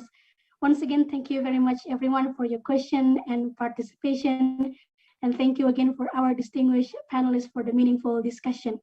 Ladies and gentlemen, we would like to invite you to the session 2, which will begin shortly after the break. Have a good day. All right, thank you everyone. Thank you.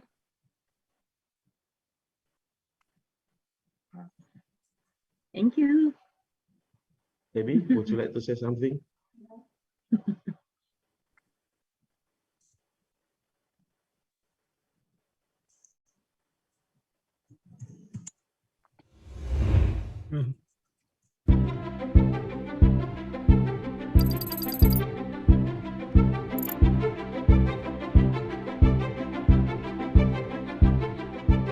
Welcome to Hasanuddin University.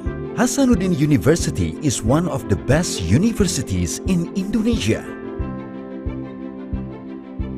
Supported by modern facilities and information technology infrastructures, facility of e-library is provided with various online international journals and e-books.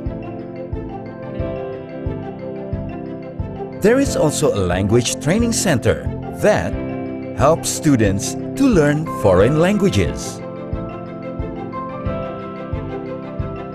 Hasanuddin University is a place where students can learn cultural diversity and build their sense of tolerance. Dengan hadirnya mereka di sini, mereka bisa belajar tentang budaya kita. Begitu pula sebaliknya, kita bisa mengenal budaya bangsa lain yang ada di tengah-tengah kita.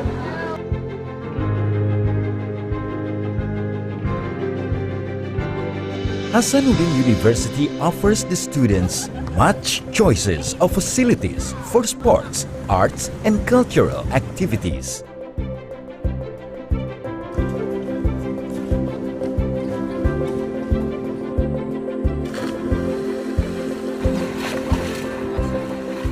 Di Unhas, kita tidak hanya bisa berprestasi dalam mata pelajaran, namun kita juga bisa berprestasi dalam cabang olahraga renang seperti hobi saya ini.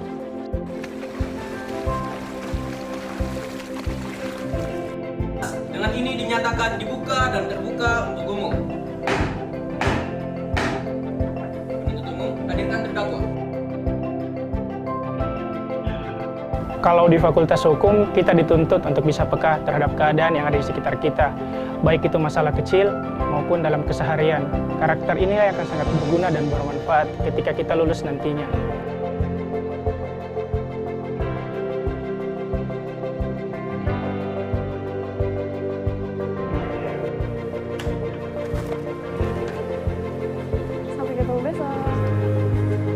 Di sini kita dibiasakan praktek, sehingga nantinya kita nggak canggung lagi kalau langsung kerja di rumah sakit. Unhas pun punya rumah sakit sendiri loh, gak sedikit alumni yang udah lulus kerja di sana. Hasanuddin University Hospital is one of the best hospital in the region. Not a few alumni work there. Established dental and oral hospital. Hasanuddin University Dental and Oral Hospital as a place for students of Faculty of Dentistry to practice their clinical skills. Yusuf Kala Center of Technology is a place for students of Faculty of Engineering to improve their skill by utilizing the advanced laboratory equipments.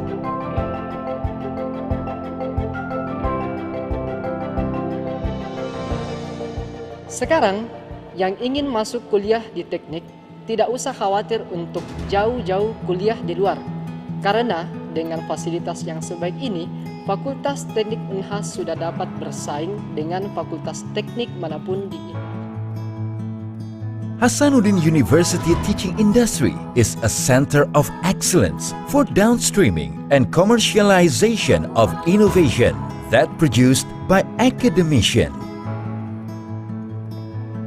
From here, we support entrepreneurship capacity of students and academicians.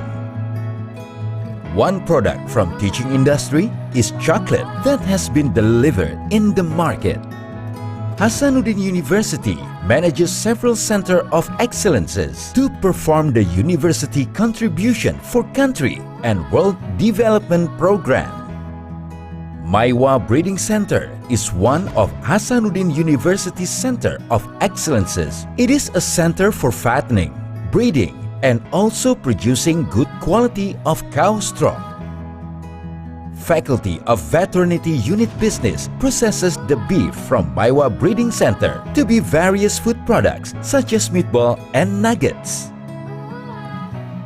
Hasanuddin University affirmed its commitment as a humaniversity in response to various humanitarian challenges and natural disaster experienced in Indonesia and around the world. Hasanuddin University community is sincerely delighted to serve and solve the nation problem. In order to provide education for all, Hasanuddin University provides scholarship for poor students and disaster victims. Hasanuddin University will continually improving its quality for student learning, producing innovation, and serving the community. The best future for the people, country, and the world should be accomplished since now. Hasanuddin University is the best resources for developing excellent future leaders that are competitive and character-based. With Hasanuddin University, your goal can be achieved successfully.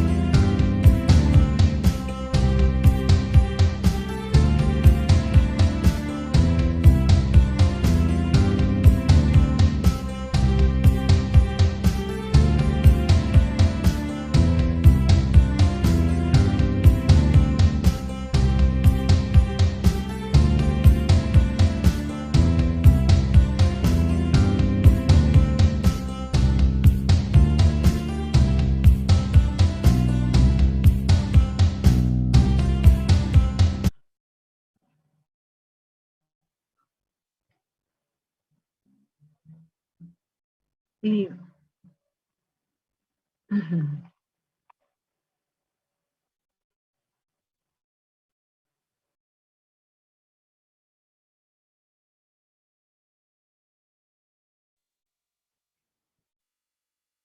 afternoon, ladies and gentlemen. Good I afternoon. think now we are in the same wide range of time. So now we all have in the afternoon time, right? Okay. Now we are in the session 2.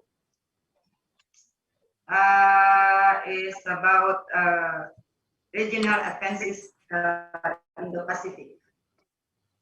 So in this session, we have 8 speakers.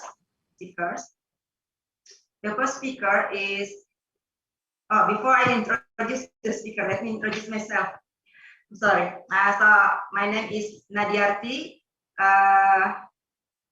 mostly called as Nadia or Arti. I'm from Fisheries Department, and my research interest is about aquatic species biodiversity. And I'm accompanied by Ibu Elmi, Dr. Elmi Zainuddin. His research interest is about seaweed development and biotechnology. She is also from Fisheries Department of Hasanuddin University. Okay, all right. So we have 8 speakers here for this session. Let me introduce each of the speaker. The first speaker is Petrus Rani Pongmasa. He is a senior researcher at the Research Institute for Seaweed Culture in Gorontalo under the Ministry of Fisheries and Marine Affairs of Indonesia. He was formerly stationed at the Maros Research Station in South Sulawesi. At the moment, he leads a team conducting research on seaweed farming and domestication of new species across Indonesia. He has involved in many bilateral aquaculture and fisheries research partnerships between Indonesia and Australia. The next speaker is Rajuddin Syamsuddin. He is a professor in the Faculty of Marine Science and Fisheries, Universitas Hasanuddin, Indonesia. His PhD studies at the University of the Philippines in Los Banos were followed by postdoctoral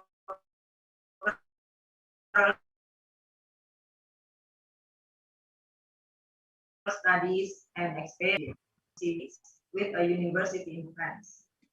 His main interest focused on the eukymatoid seaweeds, with special interest including seaweed propagation methods, etc. The next speaker is Ma'ruf Kasim. He is a professor at the Faculty of Fisheries and Marine Sciences, Halu Oleo University, Kendari, Indonesia. His doctorate in marine ecology from Hokkaido University, Japan. Now he is active in international professional organization in the marine and fisheries and the marine conservation sectors. He also a guest lecturer or invited professor at Kyoto and Hokkaido universities.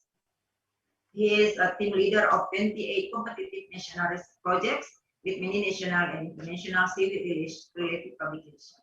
He also an innovator with several patents and awards. He has a special interest in eukymatoid seaweed cultivation and ecology. Next speaker, Lideman, a researcher at the Takalar British Water Aquaculture Station of the Ministry of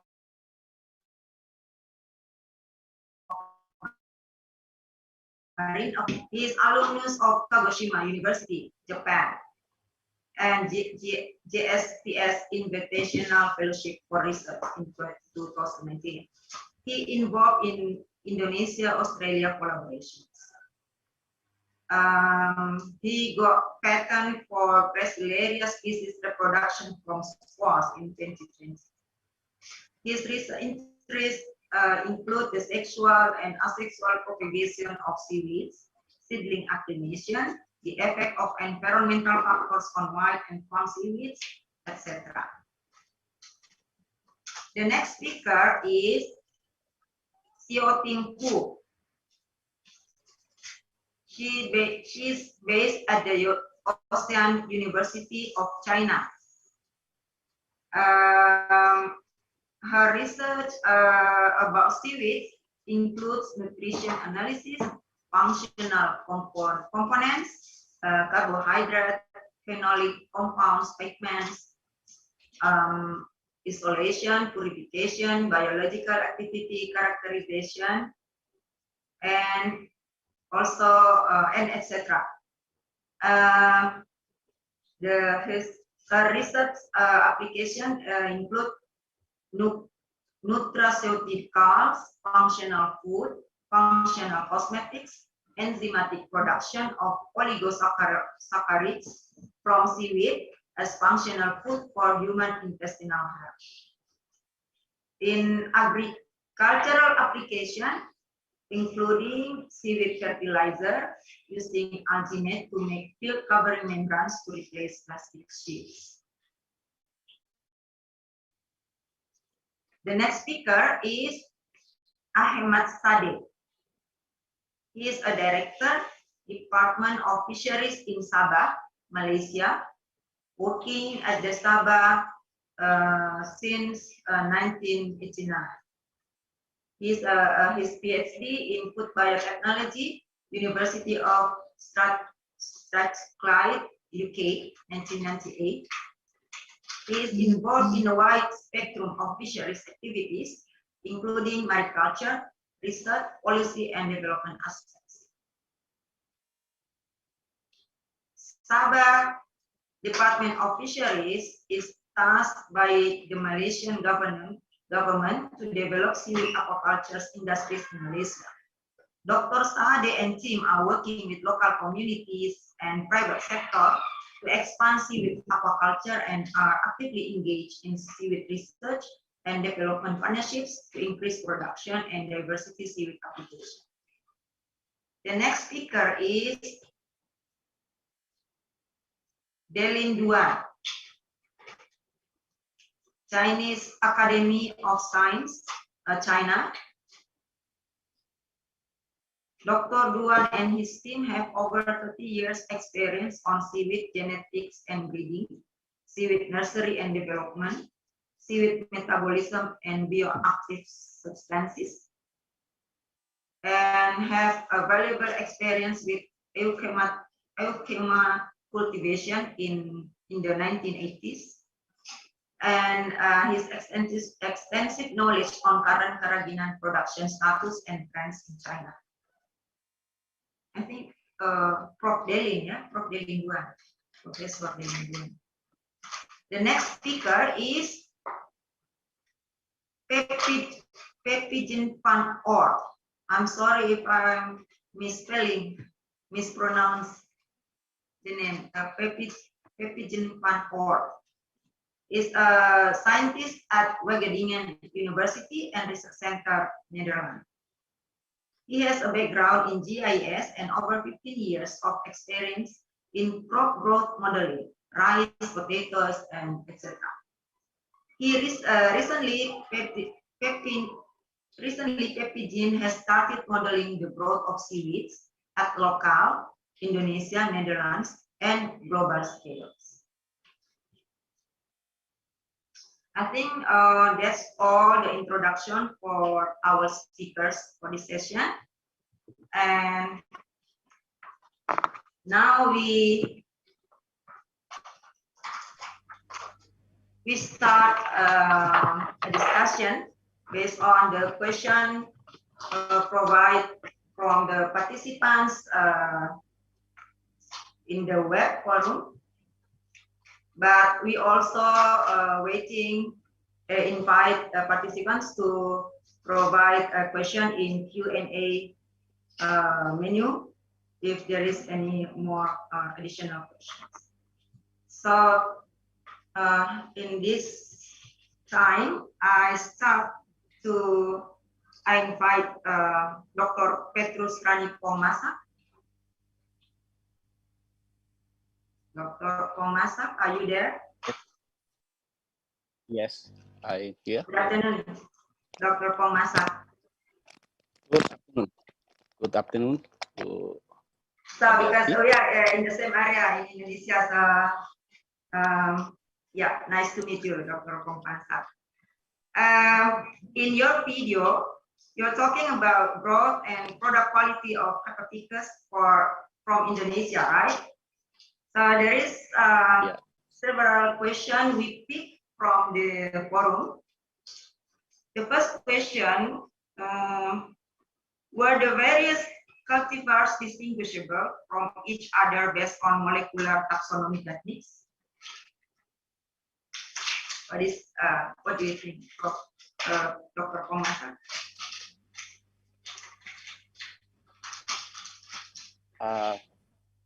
Thank you, Paden. Prof. Nadiarti.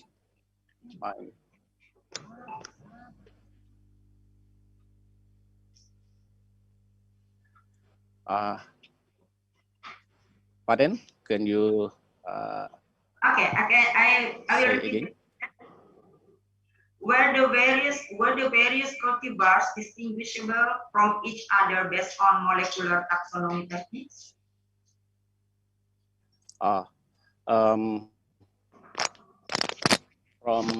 We take a sample from another place from Indonesia, and we do analysis by DNA sequencing and sequencing in laboratory. Yeah.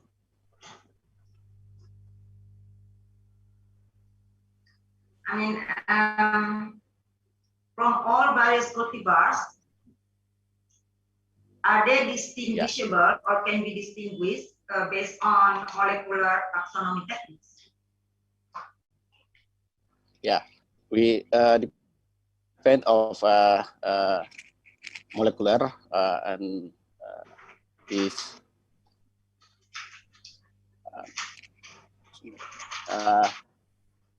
yes, we with the sequences we can see in the our result for name of species. We have get some name of the species from sequences, and we can compare variation between species with gene bank data and the sequences result.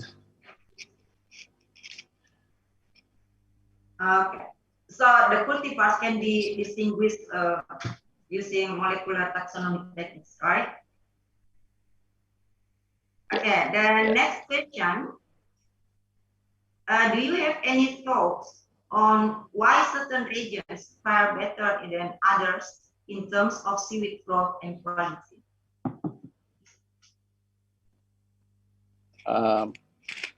About the quality, we just measurement about the gel strength and capapicus, and we can see in our videos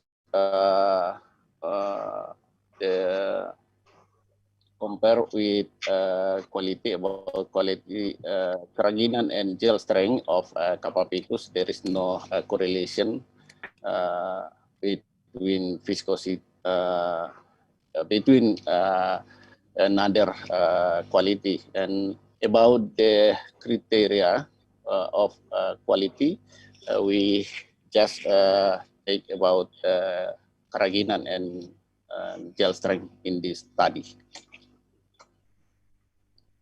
So, what is the reason, from your opinion or your thoughts, why certain regions have better seaweed growth and quality compared to the other regions. What do you think? We think about other reason because every place in like in Indonesia, different place we get product quality product very different because the place get what about water quality depend of the water quality and the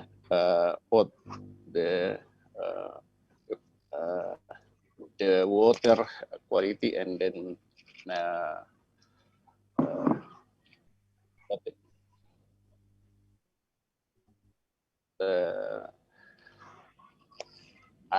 I'm sorry. The quality depend of the water quality, and then I think the decision differentiation in the wet season and dry season, and some parameter to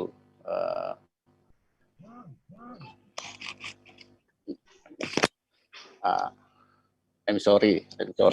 I won't. My English is very. It's okay, Prof. Dr. Masa. So do you mean the different quality of seaweed, the different quality and growth in between different area, maybe because of the weather, the environment condition is different, including the water quality? Yeah. Something like that? Quality of seaweed depend of the water quality, and then how long we cultivation in the water, and then the quality very different about the nutrient in the water, and then what about light, and then salinity, and then other water quality depend on the water quality. And main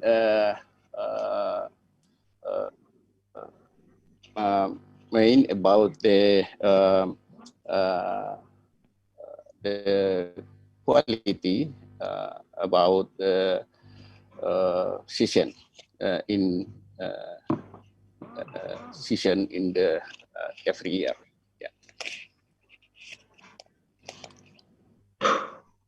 Okay.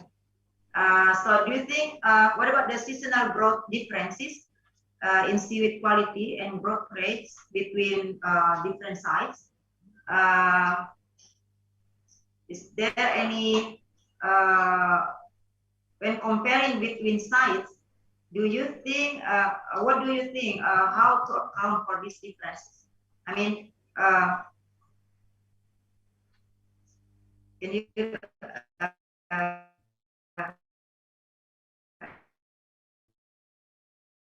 it? Yeah, in different sites in Indonesia. About I have say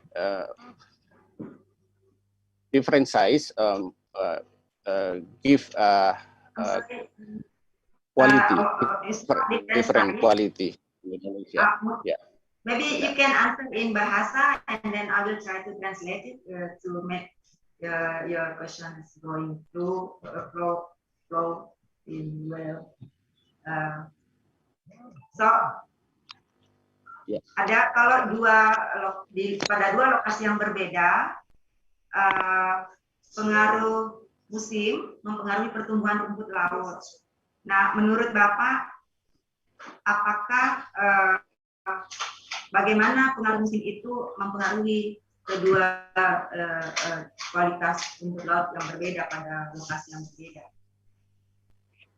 Ya, itu sangat berpengaruh Bu, karena kedua musim ini mengandung kualitas perairan yang memberikan kualitas perairan yang berbeda, sehingga musim yang berbeda, musim hujan dan musim kering itu memberikan kualitas yang berbeda, dan kualitas yang berbeda ini disebabkan oleh kandungan yang nutrien di dalam perairan yang berbeda, di mana musim kemarau itu lebih rendah dibanding musim hujan. Okay, thank you, Dr. Komasa. So the growth and quality of the seaweed, it depends or influenced by the seasonal, by the season, yeah. Because different season, dry season and rainy season will affect the nutritional condition. Something like that. All right. Because we are limited by the time, thank you, Pak Dr. Komasa, for your excellent response. So now we move to the next speakers. Professor Rajuddin Samsudin. Are you standby? Yeah. Are you there, Prof. Rajuddin? Yes. Can you hear me? Can you hear? Hello, Prof. Rajuddin. Hello. Can you hear? Prof. Rajuddin. Yes. Are you there? Yes. Can you hear my voice, Prof? Can you hear also my voice? A little bit. It's not so clear. Not so clear.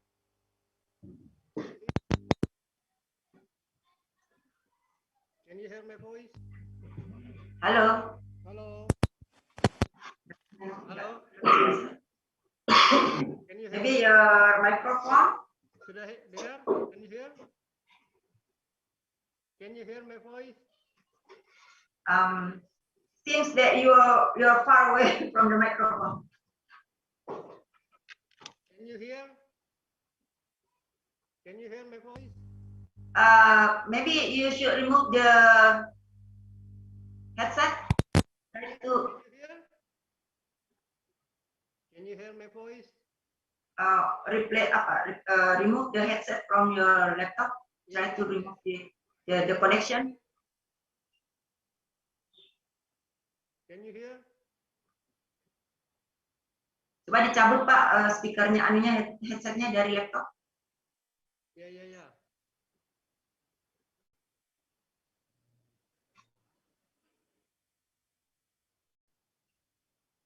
Bisa dengar? It's not really clear, but can you hear my voice? Can you hear? Maybe Can you hear? We give your time to fix your microphone, and now I'm trying to move to the other speaker, and then we'll be back to you after this. Okay, Prof? Because we are running out of time. I'm sorry for this. Yeah. So I will. Okay. So for the next speaker, Dr. Ma'ruf Kasim, I will invite my partner facilitator, Ibu Elmi, to guide the discussion. Ibu Elmi. Halo Ibu Elmi. Yeah, okay. Thank you. Thank you, Doctor. Sorry. So, okay, thank you, Dr. Nadiarti. Yeah. And then for the next, I would invite Professor Dr. Ma'ruf Kasim. Yes, I'm here. Yes, I'm here. Can you hear my voice? Oh, yeah, okay. Okay. I hope. But also, I'm not looking your face. Not yet looking your face. It's not clear. It's not clear. Okay. So. Okay. Thank you. So yeah, Dr. Ma'ruf Kasim. Yeah. I have some question for you from the website. Maybe you have also read it.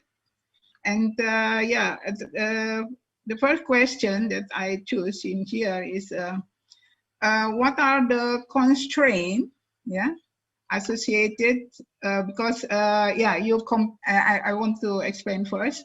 You make research to compare the cage method with the conventional method, in turn for production and protect from predator. Just like that? Yeah. Okay. And the question is, what are the constraints associated with the cage method, and what is the acceptability rate of the cage method by seaweed farmer, and also that you have make a cost benefit analysis to see that this method is acceptable for the farmer compared to the conventional method, long line method. Please. Yeah, actually, we do several research to compare between long line with the cage method, because we starting the research in 2019, and we tried to make comparisons of this, and we found that this is really different, because the specific growth rate is also different. While I'm presenting my result of my presentations, and actually, you know that this method we have for variants, and while we try to compare in between variant, also there are different. And if we compare totally with the 4 variant, with between the 4 variant and the traditional one, it was really different. And even though the not so really different with the total growth, but the specific growth rate we found in during our research, they are different. And you know, that is actually, I mean, that is we also analyze the cost benefit analysis of this. My student done this research, and then we found that the in average of the floating cage is they have we call it beneficially high than the long line one. So that's why we really recommended these innovations. Actually, between area there are different of the attach of the I mean, that is the different different different seaweed attachment by fish or by sea turtle, but this is really different. That is what I'm. I mean that there are constraints. It means there is a problem during use this method. Actually, only few problem that we found in field, but because some people, some community is really want to use another method, another different method, because if they use the new method, then they will using the, I mean that they will I mean that they will need more money for investigation. So that's why they are still using the long line with low investment. I mean that so that's why even not so much people in Indonesia, particularly in Southeast Sulawesi, but several people, several community starting to use these innovations. Okay, I have the next question. What about the economic balance, because there's reduction of the loss of seaweed is interfere with productivity of the crop. And how about the react or the response of the to the epiphyte and the grazier? Is still the same epiphyte dominance in this method, or also with the grazier? How about that? It's different. It's different. We found that the epiphyte, it's much more like to prefer to attach in the line and then the net and the pipe compared than the talus of the seaweed. From our research, we found that the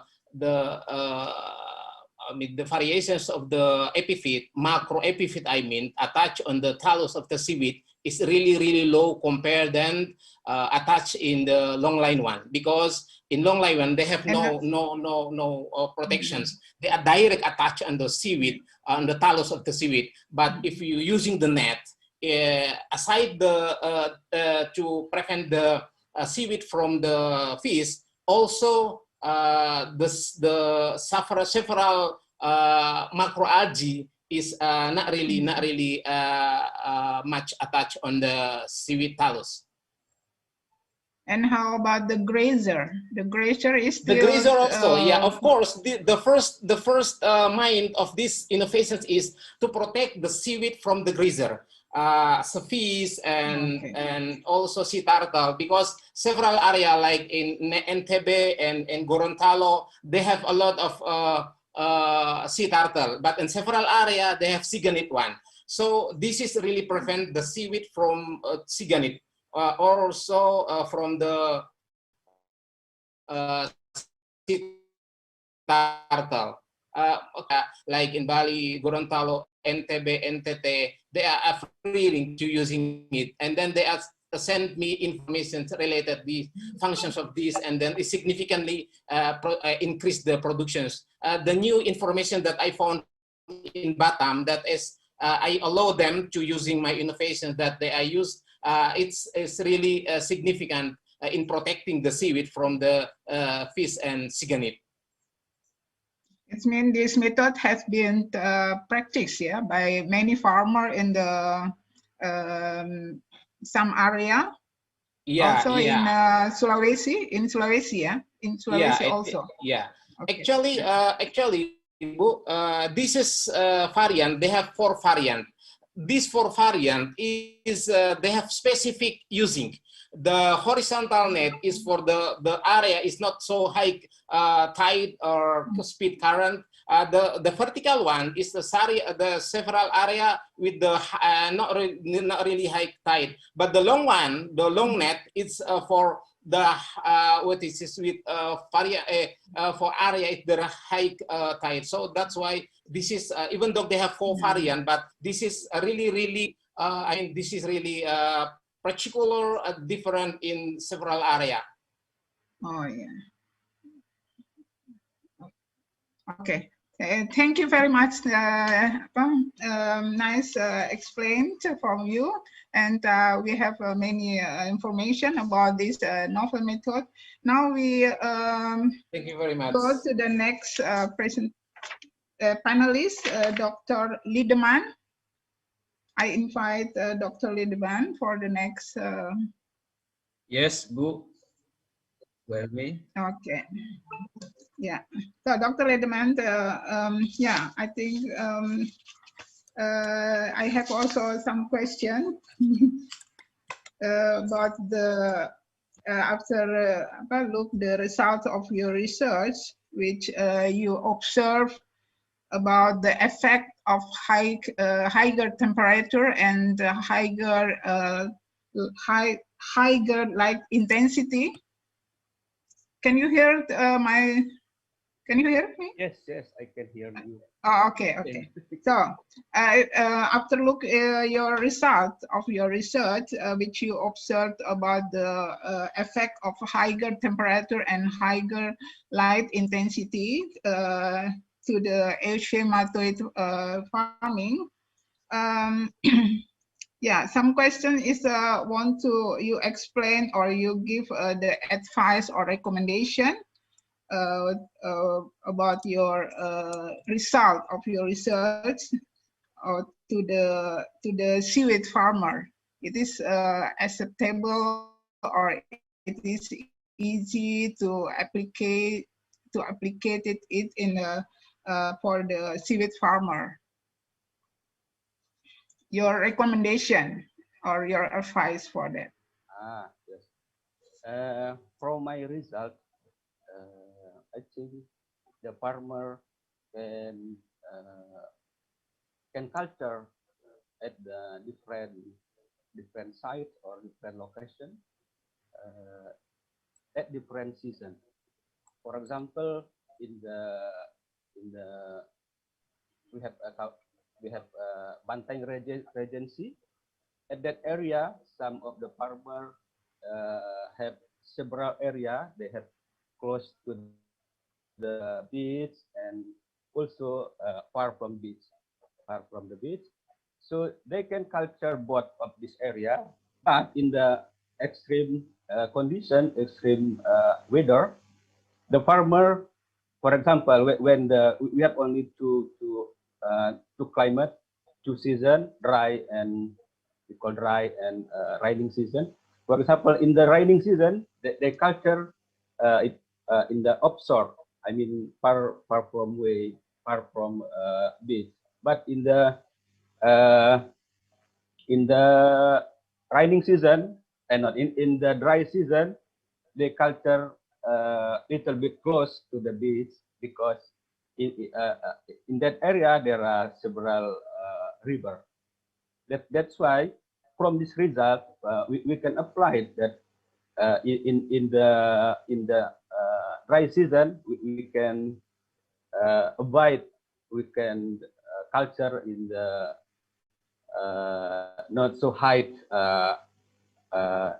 not higher light intensity and also temperature. Yeah, it's meant because the result of when in the dry season is the temperature is higher than the rainy season, and because one questions about that. Can you mitigate the impact in shallow water? Yeah, mitigate the impact in shallow water by moving the techniques into deep water. It is yeah. What are the technical challenge if so? Yeah, I think this is a good idea because in the deeper water you can culture. More deep in the deeper area, right? So some area, for example, in the Bali Island, there is upwelling. So at that area, the temperature is lower than another area. So we can culture Capapicus alvarezi better at that area. I mean, if we can find the area that has upwelling, the temperature should be lower than area that there's no upwelling. Yeah, it's mean the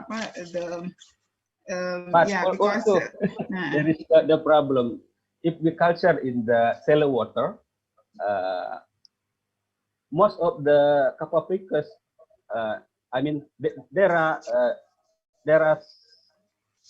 there are so much mud, sometimes attached to the, not only mud, sometimes the epiphyte attached to our Capapicus when we culture in the deeper area, but in the shallow water.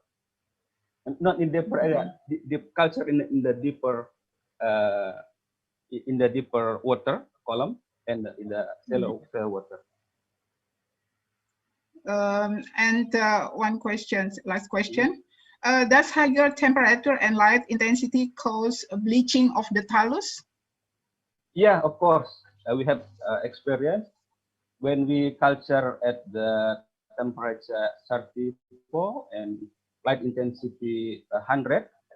The Capapicus will bleach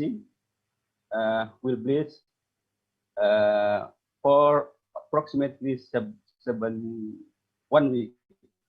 But in the lower light intensity, it's around 50 micromole photon per meter per second. The Capapicus will get bleached. Will get bleaching about 2 weeks. Okay. I think yeah, that's all the questions from the website.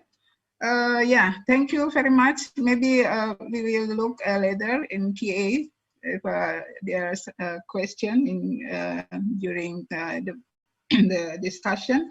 Okay, thank you very much, Dr. Lideman. You're welcome. For your time. So the next we go to the Dr. Xiao Qing Fu. Well, me and read already. Well, me. After this, because after this, and I will return the time to Dr. Nadiarti. Dr. Nadiarti will ask you for the discussion. Can you hear so, me? Dr. Xiaoting, good Yeah. afternoon. Yes, Thank good you afternoon. for joining us. Yeah, thank Yeah, you for thank joining you. us. I have some question for you and also nice video. I will ask also one question, but later if you have still time. Okay, thank you. So the first questions in here I choose is about the what can you tell for us, yeah, what is the biorefinery principle, and what is the benefit of this method to develop the seaweed production? Okay. Okay, thanks for the question. My research field is about the seaweed chemistry. Yeah, so we focus on the utilization of the carbohydrates from different kind of seaweeds. So in our topics is about the carbohydrate of carrageenan. For the utilization of carrageenan, we always use the carbohydrates, and the molecular weight is very high, and also the it is always be used as a food ingredient. It's now the industry is to use as a food ingredients. And for our research, we think that if we can degrade the carrageenan to small molecules, which means to produce the oligosaccharide of carrageenan, and its value can be increased. For example, the oligosaccharide have different kind of activities, the different kind of biological activities which can be used in the functional food and also functional cosmetics. That's our research field. So we're trying to develop the enzymes as the tools for degradation of carrageenan. We try to isolate the marine microorganisms and to screening different kind of the carragenase. The enzyme used to degrade carrageenan is called carragenase. So we use this carragenase to produce different kind of oligosaccharide and try to screening their activities and further use it in the high value the industries. So that's why we use the this kind of biorefinery. So yeah, follow to this question.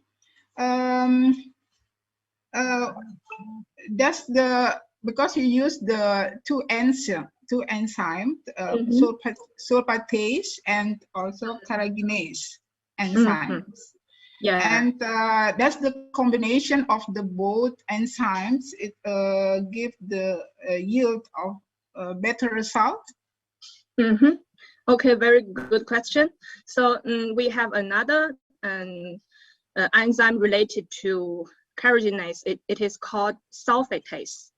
And this enzyme is used to modify the sulfate groups in carrageenan molecules. And it is mainly used to remove the sulfate groups from the carrageenase.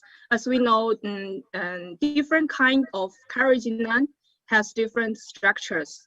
It mainly relies on the position of and the amount of the sulfate group. So we can use the sulfatase to control and to produce the products we want. So I think it's very good opinion to combine the use of these two enzymes. For example, if we just use the sulfatase to deal with the carrageenan molecules usually in the helix or superhelix the structure. So it is not available for the sulfatase to act on the molecule. So if we first use the carrageenase to degrade it to small part, and the helix structure will be destroyed, and the sulfatase will be more available to act on the sulfate group. Yes, so it's very important. Yeah. Okay. And yeah, the last questions. Does this enzyme carrageenases have any effect on other carrageenans or specific to certain carrageenans? Yes. You explain. You show so many type of the carrageenans, and this is the enzyme only for specific carrageenan, or can be used for all type of the carrageenans. Yes. And for the carrageenan, it has different structures, and also for the carrageenase also they have different categories. And our research is focused on one very important resource, that is the kappa carrageenan. So the enzymes we focus on is kappa carrageenase. So if we want to deal with other kind of carrageenan, we should use other carrageenan as the substrate to screening for the very specific carrageenase. For example, the alpha carrageenase or others. So there are other reports also have done, the research also have done carrageenase, but for our research we focus on the kappa carrageenase. For the isolation and also for the gene cloning work, we get several enzymes. They are all carrageenase. Maybe I think the reason is the carrageenase is very abundant in the seaweed. So maybe also the microorganism focus on using carrageenan. So we successfully purified enzymes. Okay, it means maybe you can isolate the enzyme from the microorganism or from the other kinds of the Kappa picus or the other kinds of the schema, that can be used for the other type of the carrageenan. Yes. So I have one question from me, because I look in your presentation that oligosaccharide have an effect also as antiviral. Have an antiviral effect against herpes simplex virus 1. And I just want to know if it is possible for this oligosaccharide from Eschema can be used as antiviral against SARS-CoV-2. I'm not sure. Because I look the model or the polar of the inhibition of this oligosaccharide to the virus is inhibit the the attachment of the virus on the surface of the cell. Yeah, It yes, means, yes.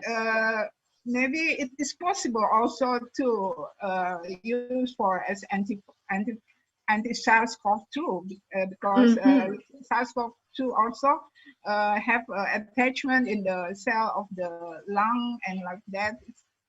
It is possible or not? Yeah, Yes, I want think, to know. Yes, I want to know your opinion because yes, in China have many experiment with with the antiviral. Yeah.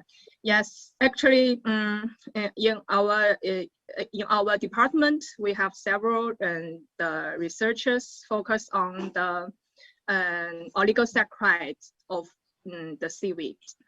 We are carrying different kinds of activity checking the work. So for the antivirus activity, we also try to screening different kinds of oligosaccharide, not only the carrageenase, but also the from agar and alginate, phycoidin, some other carbohydrates from seaweed. Yeah, and I think it is possible if we can do more the screening work, we can get more useful oligosaccharide. Yeah, because we have the tools. Yeah. Yeah. We hope. We hope so. Yes. Okay. Thank you very much for your time and nice explanation. Yeah. Thank you. Thank you. So, I think we move first to Dr. Nadiarti or Dr. Nadiarti. Should I continue or because Prof. Raju, can Prof. Raju waiting for one presentation, one panelist again? Just continue, Dr. Elmi, to the next speaker, for Ahmad Sadeh. Yeah, okay. I continue the next. So I invited for the next panelist, Dr. Ahmad Sadeh. Dr. Ahmad Sadeh, can you hear me?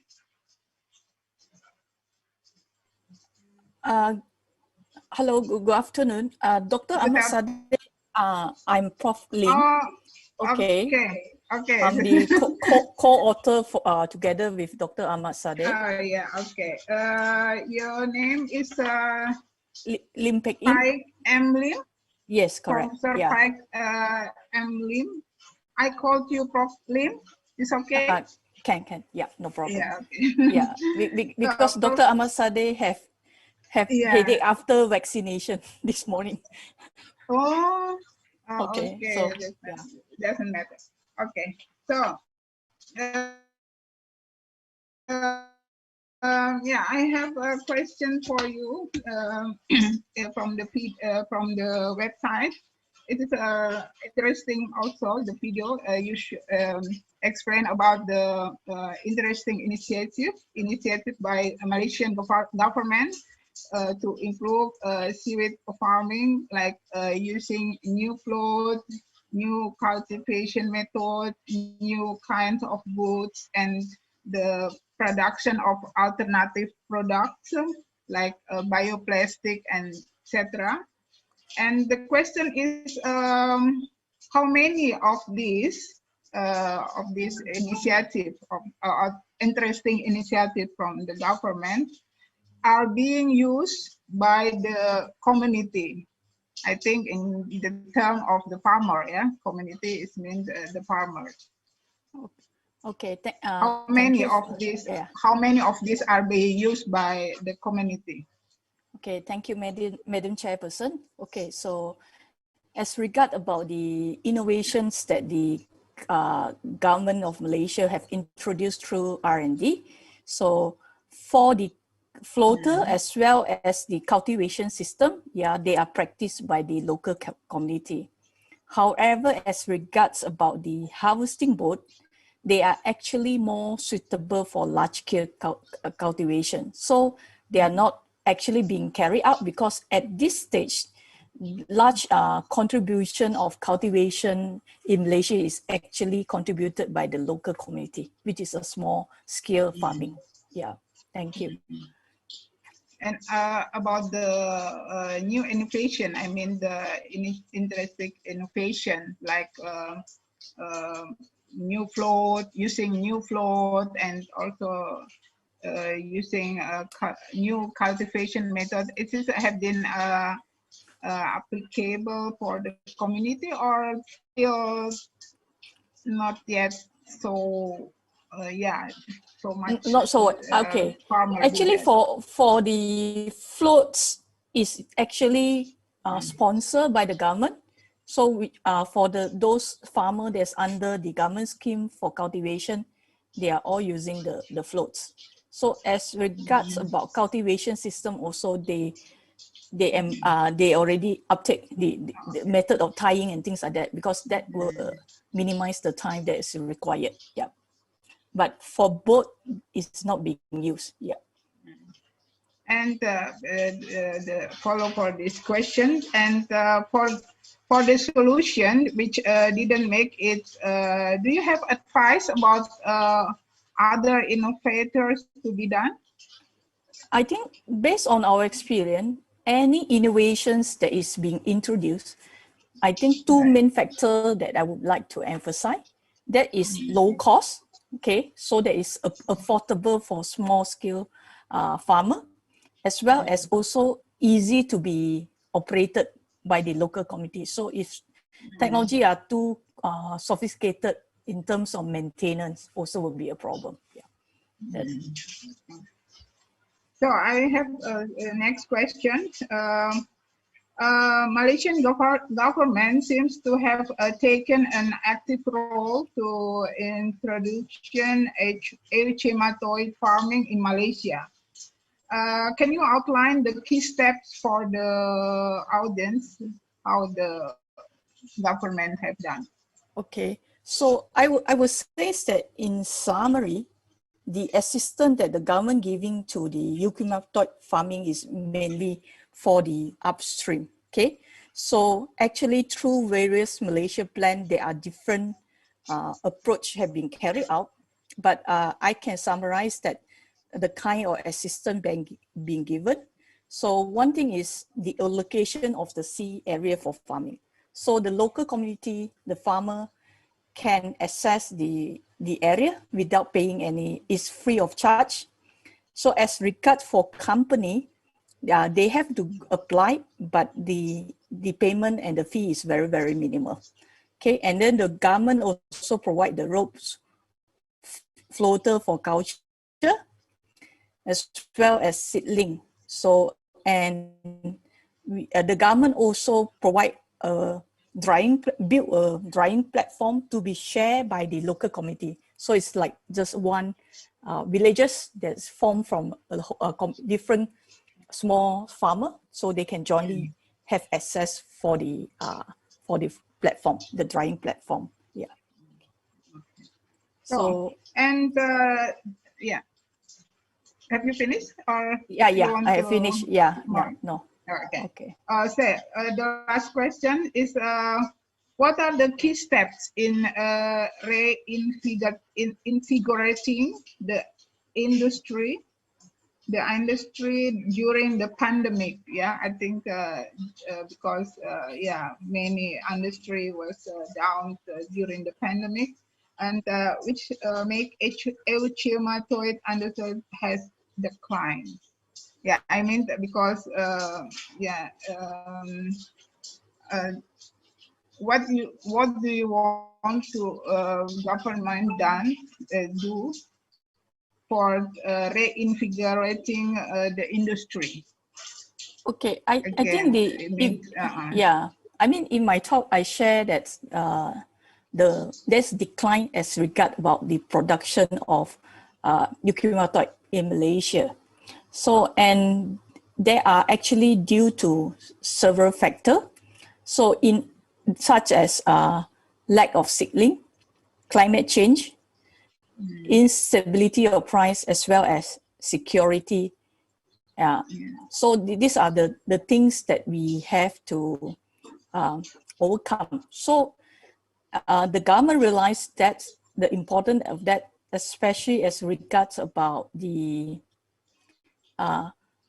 overcome the shortage of seedling. So there is a need of R&D to sort for our local seedling, as well as also to identify species that are resilient to climate change, especially for increase of temperature. But however, these are actually not a short-term, not immediate remedy that you can take place. It will take time in order for us to slowly overcome that. Yeah, it will.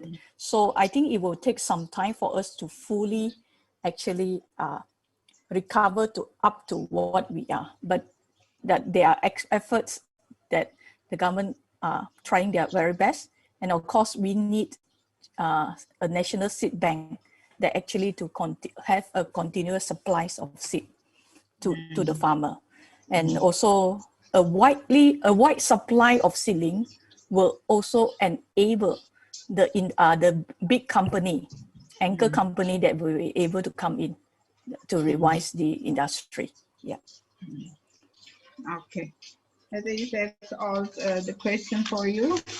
And thank you very much for your time. Most welcome. Okay. So, thank you. Go to my colleague, Dr. Nadiarti, to continue for the next discussion. Dr. Nadiarti. Thank you, Ibu Dr. Elmi. So now I'm trying to back to Prof. Rajudin Shamsuddin. Yeah, can you hear? All right, Prof. Your me? voice now is more clearer. Yeah. Okay. Okay. So, Prof. Rajudin, there are some questions, and I'm trying to pick one or two questions from the total question you have. The first question is from Professor Reddy. Yeah. Reddy. Yes. He said that it is very interesting presentation and hope the outcomes of your study help to generate improved germplasm for commercial cultivation in the near future. Yes. So the question is, what are the factors that induce sporulation? Sporulation. Temperature and salinity is the main factors induce Can you sporulation. close to the speakers, to the mic? Yeah.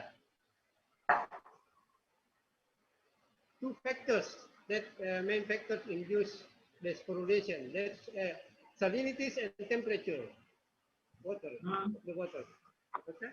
Salinity and temperature. Yeah. So, what is the rationale for selecting different colors of light in this study? Because in your video you mentioned about light. I'm sorry, can you repeat? It's raining here. Raining, it's raining here. What are the factors? No. What is the rationale for selecting different colors of light in this study? Yeah. Look. The red color is a good color for sports, for release and development. Red colors. Red color. Red color. I mean, the rationale. What is the rationale? Latar belakang masalah memilih warna cahaya. Because red colors influence the reproduction of the algae. Yeah, red colors means is wavelength or quality of the light. Wavelength. Yeah, wavelength influence the related to the wavelength. Yes, the production of the algae. What is the best culture medium for growing the spores?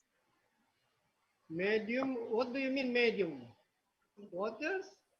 Because this is conducted in the water with water medium. I mean. Hello. Hello. Yes. My device is going off. So, what is the best culture medium for growing the spores, Prof? Medium. I don't understand what do you mean by medium, because we use water. Culture medium. Sea water medium.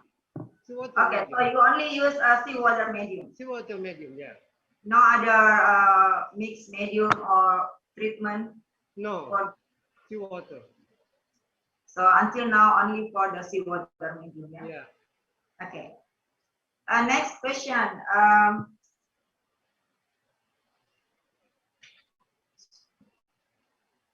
Yeah. Sorry, where is the question? Yeah. Where did you get the fertile parental for the experiment? Was it from the wild or from the cultivated? From the cultivated. We get the seaweed seed from the cultivated farm. Yeah. That is in Takala Regency of Sulawesi.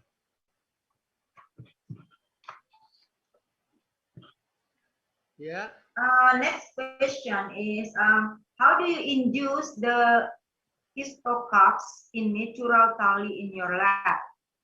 Or do you collect thallus during natural histocarps from the wild?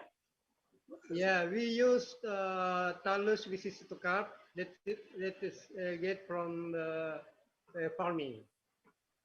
For the farming. Oh, so not from the wild, Not from the wild, yeah. All right. The square PVC pipe traps you mentioned in the video with mud bottles are very interesting. Yeah. In the traps, you mentioned both tetraphosphorophytes emerging from these experiments. Can you develop seedlings from both kinds of spores? And do you see any variation between their characteristics? When we get thallus with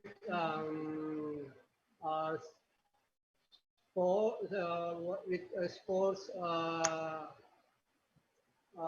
bearing thallus, we didn't recognize that this is sporophyte or carposporophyte or tetrasporophyte. We just get the thallus with histocarp, but we didn't recognize that this is as tetrasporophyte and carposporophyte. After seeing the result, that there is spores released in the form of tetraspore and carpospore, and let's realize that actually we use tetrasporophyte, carposporophyte thallus. Yeah. Okay. Yes. Do we still have time here? Oh. Yes. One more question. Have you ever considered hybridization of different strains of seaweeds using spores to develop better strains? I think so. I think so. You can do it. Okay. Yeah. Okay. Another question. Sorry. You are one of the few groups using spore production as opposed to vegetative propagation. Can you please just go over the reason again, and would you describe this as a best practice? Yes, as I mentioned in the introduction, that previous studies have been done by several authors about the spores. That the spores is a good for seedling red algae actually. In terms of the influence of the implementant factors compared to thallus cutting. Yes. Okay. All right. Okay, because we are running out of time. Thank you very much, Prof. Rajudin, for your great response and answers. And it's very interesting. And now I will move to the next panelist. Thank you, Prof. Rajudin. Thank you, college friends. Yeah. Okay, so now I invite the next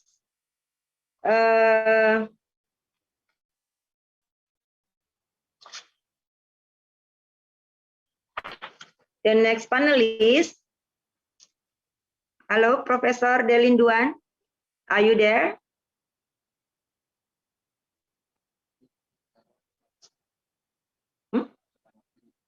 Hello. I saw in the participants list, I saw the name of Prof. Duan.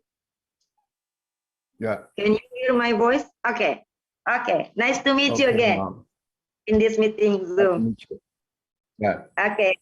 Thank you for your time, Prof. Duan. There are some questions here.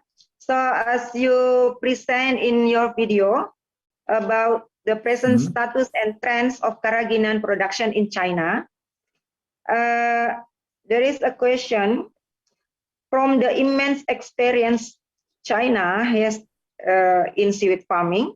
What do you see as important milestones to be crossed for eucalyptus farming? Well, early in the last 1980s, our pioneer researcher, Professor Wu, conducted the equinoid farming in Hainan Islands, and they actually successfully established the culture system and conducted the large-scale cultivation after 5 years trial. However, after another 5 years trial, because of main causes of feed, a kind of feed like the Incuma very much as a feeder, favorite foods to eat them. So actually in total, in 10 years, all the cultivation biomass decreased dramatically. So in that time, after now to successful continuous support from the central government, so they do not continuously conduct this work anymore. And in these recent years, from 2000, even though our government started some programs, actually, you know that both the coastal environment and the labor cost are changed greatly. So finally, the large-scale conduction of the cultivation of Incuma do not get any actual achievement now. And so far, we are mainly focused on the shipment from Southeast Asia, use these raw materials, and mainly focus on the production of carrageen and ship out for world markets now. Another is that we are now focused on the bioenzyme extraction measures for carrageen, different types of carrageen, or different testing for functional uses in the future now. Okay. The next question. China is the world's largest cultivator of brown seaweeds in colder waters. However, it seems the introduction of eucalyptus from the Philippines to China is one of the few places where the industry has not expanded significantly. For the benefit of the audience, please could you briefly outline the history, but specifically indicate why you do not think farming of eucalyptus became more successful? Well, actually, many changes happened or occurs in these past 30 years because of maybe the main locations were now in Hainan province. Maybe every colleague, if you visit Hainan, there are now no ideal place there, I mean, for conducting this type of red audit. And we had to restore our initial programs, even though our government encouraged this type of work. However, compared with the cost, I mean, labor cost, input, and everything, the basic cost for manufacture their cargin is much higher than we shipped from outside of China. So that's why our both central and local government mainly focus on shift the target to the how to process a more fine good cargin in different types of biochemical, chemical, or enzyme measures, and upgrade the products with a high value for future potential applications in the futures. Actually, compared with that, Indonesia, Philippines, Malaysia, the labor cost comparatively now is a middle or lower. And now in China, labor costs reach greatly, and you cannot hire a good fisherman to conduct this type of work now. Okay. That's why we had to change this type of strategy and shift to mainly focus on high value of cargin products for medical, biomedical, or other applications in the future. Okay, so because of the labor cost, yeah, it's very high higher in China compared to the Malaysia, Philippines, and Indonesia. Okay. Okay. Indeed, we hope to do joint work with the enterprise or university or research institutions in these countries together, try to do more work independently or jointly, and use your advantages, your materials, your labor cost, and use the works in Indonesia, for example, and back some works back in China. I just write back from a governmental meeting. We will start joint projects on this now. Maybe it will be started at the end of this year. Yeah, that's a good, great opportunity to be discussed further. Okay, another more question. What are the major lessons you suggest being important to others trying to make a business out of growing eucalyptus in their coastal waters? Well, maybe many both Indonesia local citizens and some Chinese which now immigrate to Indonesia to somehow have controlled the market price, to my understanding, or no. Yeah.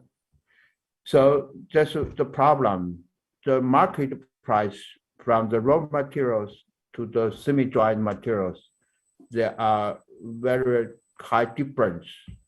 So if there are good lessons for both of us to establish some agencies, this will be either similar in Philippines or Malaysia.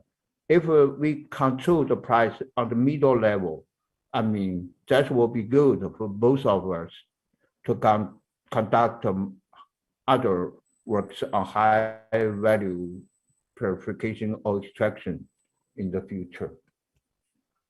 Okay. All right, then. Thank you very much, Professor Duan, for your excellent, interesting answers. Because of the time, I will move to the next panelist. I invite Dr. Pepijien van Oort. Dr. Van Ort. Yes, I am here. Hello. Hi, nice to meet Hi. you. Nice to Although meet only you. in virtual. Yes. Okay. How are you, sir? I'm fine, thank Good you. afternoon. Is it Yes. afternoon in your place now? Yes, yes. So I'm lucky, Okay. much better than the Americans.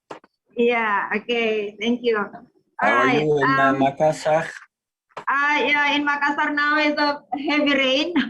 My background with a heavy rain now. We are in the afternoon. Okay.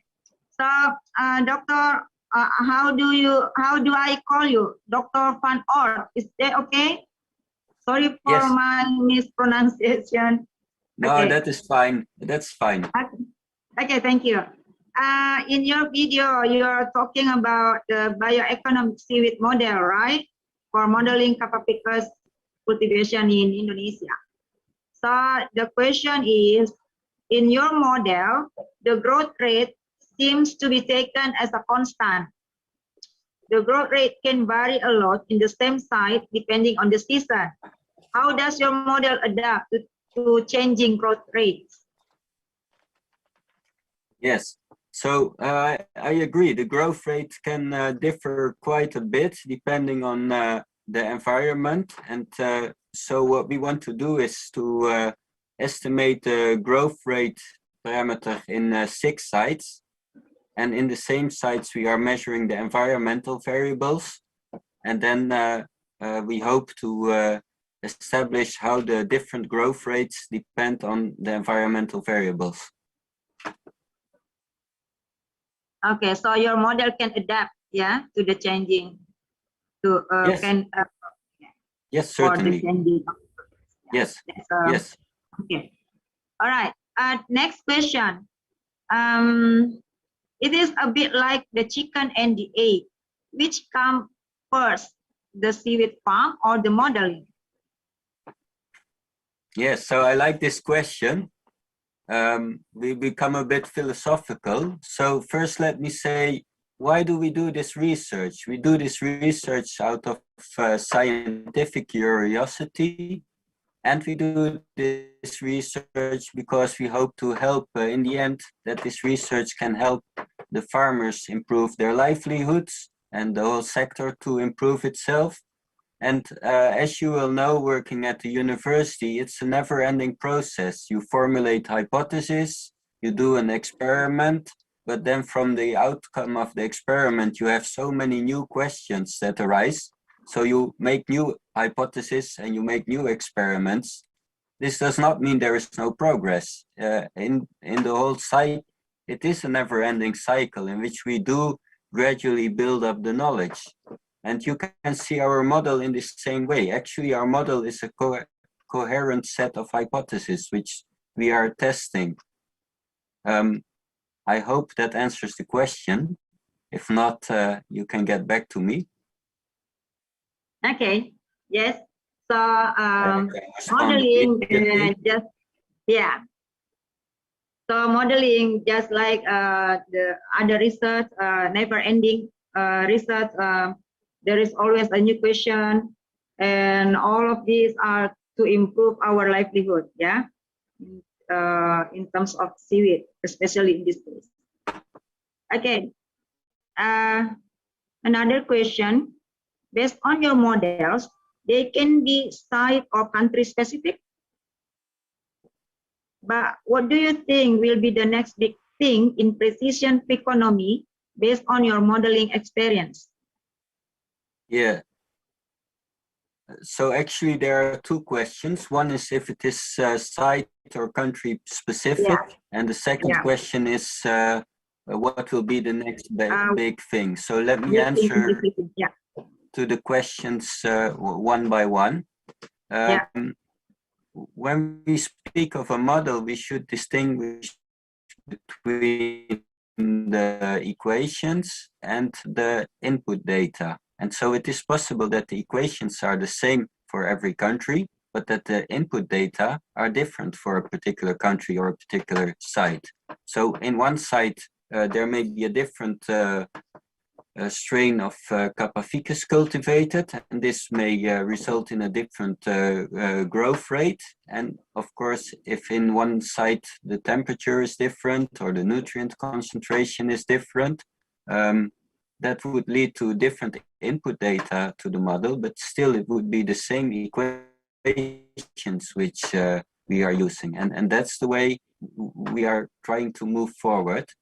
And we want, yeah. I hope that answers the first question. The second question is, what will be the next big thing? Yes, well, I think we should be modest. There is still a lot we do not know. We sometimes, what I hear from Sulawesi is that in one side, Kappa farmers are successfully cultivating Kappa ficus, and then 1 kilometer further to the south, it doesn't grow. Well, you would think the environmental conditions are quite similar, and also they try the same strains. So often we don't know. There is quite a bit of experimentation, but not so much in modeling.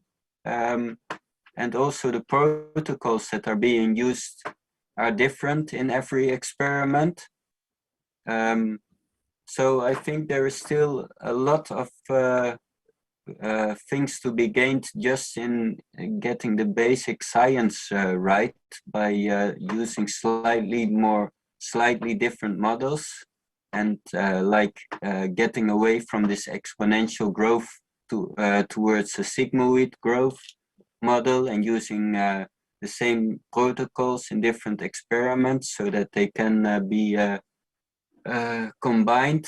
And also what I find very interesting is to combining the biological and the economic models. What we see in this research is that it's often biologists doing their research with little knowledge of the economics, or it's people in economics looking at the whole value chain with little knowledge of the actual cultivation process. And I think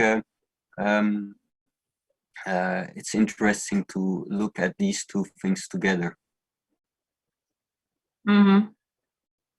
Okay, so yeah, so more research. We never stop to find more information and to be help in modeling, and also in economic and ecological sectors. Also, it's very important to be combined, especially in your modeling. Is that something like that? Yes. Okay. All right. I think the time is almost finished. And thank you very much for your great answers. Very interesting. And hope we have many collaboration in the future. Thank you. Thank you again, Dr. Van Oort. All right. I think this is the last panelist. And because of the times running out, and we have to say that this is the end of this session. And again, thank you very much for all the excellent panelists, very interesting answers. And let me make a wrap up, a little wrap from our discussion. Because in this session, we are talking mostly about the seaweed from the Southeast Asia, right? So I'm trying to make a little conclusion that actually in general, euphematoids has a big promising prospects to be developed for to the big international markets. We have some countries here. There are several countries excellence in production raw materials, and another countries excellence in producing extraction and chemical process to have high values for the seaweed products. So we hope tomorrow we will discuss about the potential collaboration among us. Yeah. So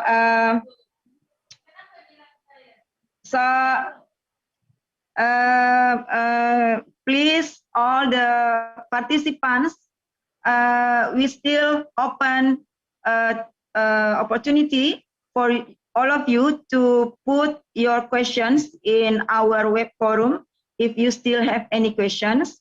And to all panelists, you can see from the chat room if there is another question that cannot be answered at this time, or and also please go to our web forum to check if there is more question for you all as panelists. Tomorrow we will meet again at the fixed schedule. Please go to the web forum to see the schedule. We start at 2 p.m. tomorrow, Makassar time. Nice to meet you. I'm so happy to be here as facilitators with all the great panelists. And I hope we can join again tomorrow in other session. That's all from me, and thank you very much again. And I will give this time to the host or committee. Ibu Widya, are you here?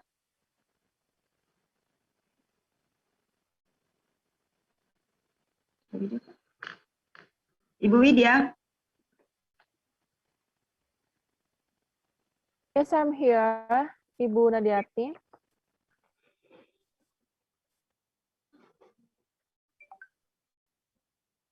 Okay, Ibu Widya, maybe you can explain what is the agenda for tomorrow, and yeah, and close this session for today.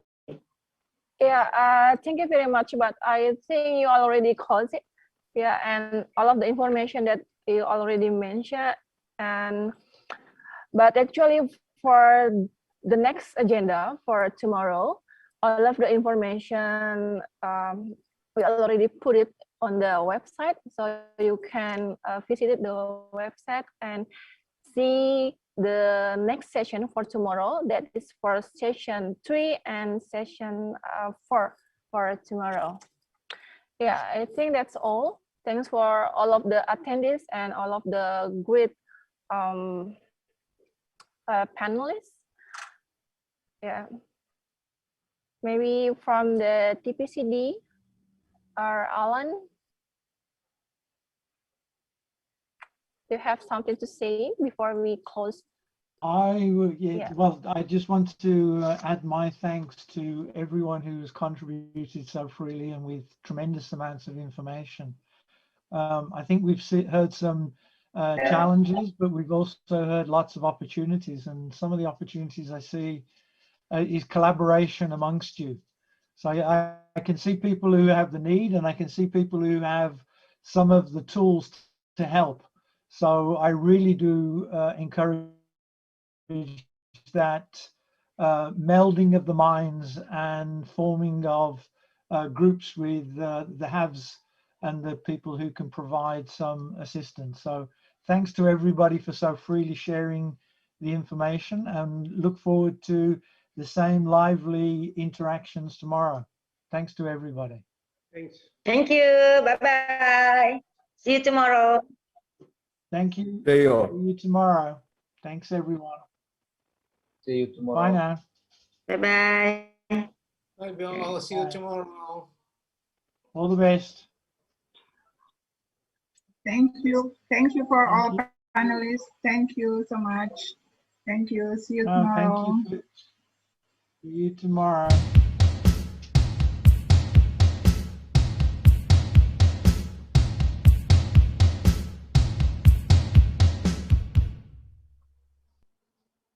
Hey, Danny, you still there? Oh, Danny's gone. Okay. Okay, bye now.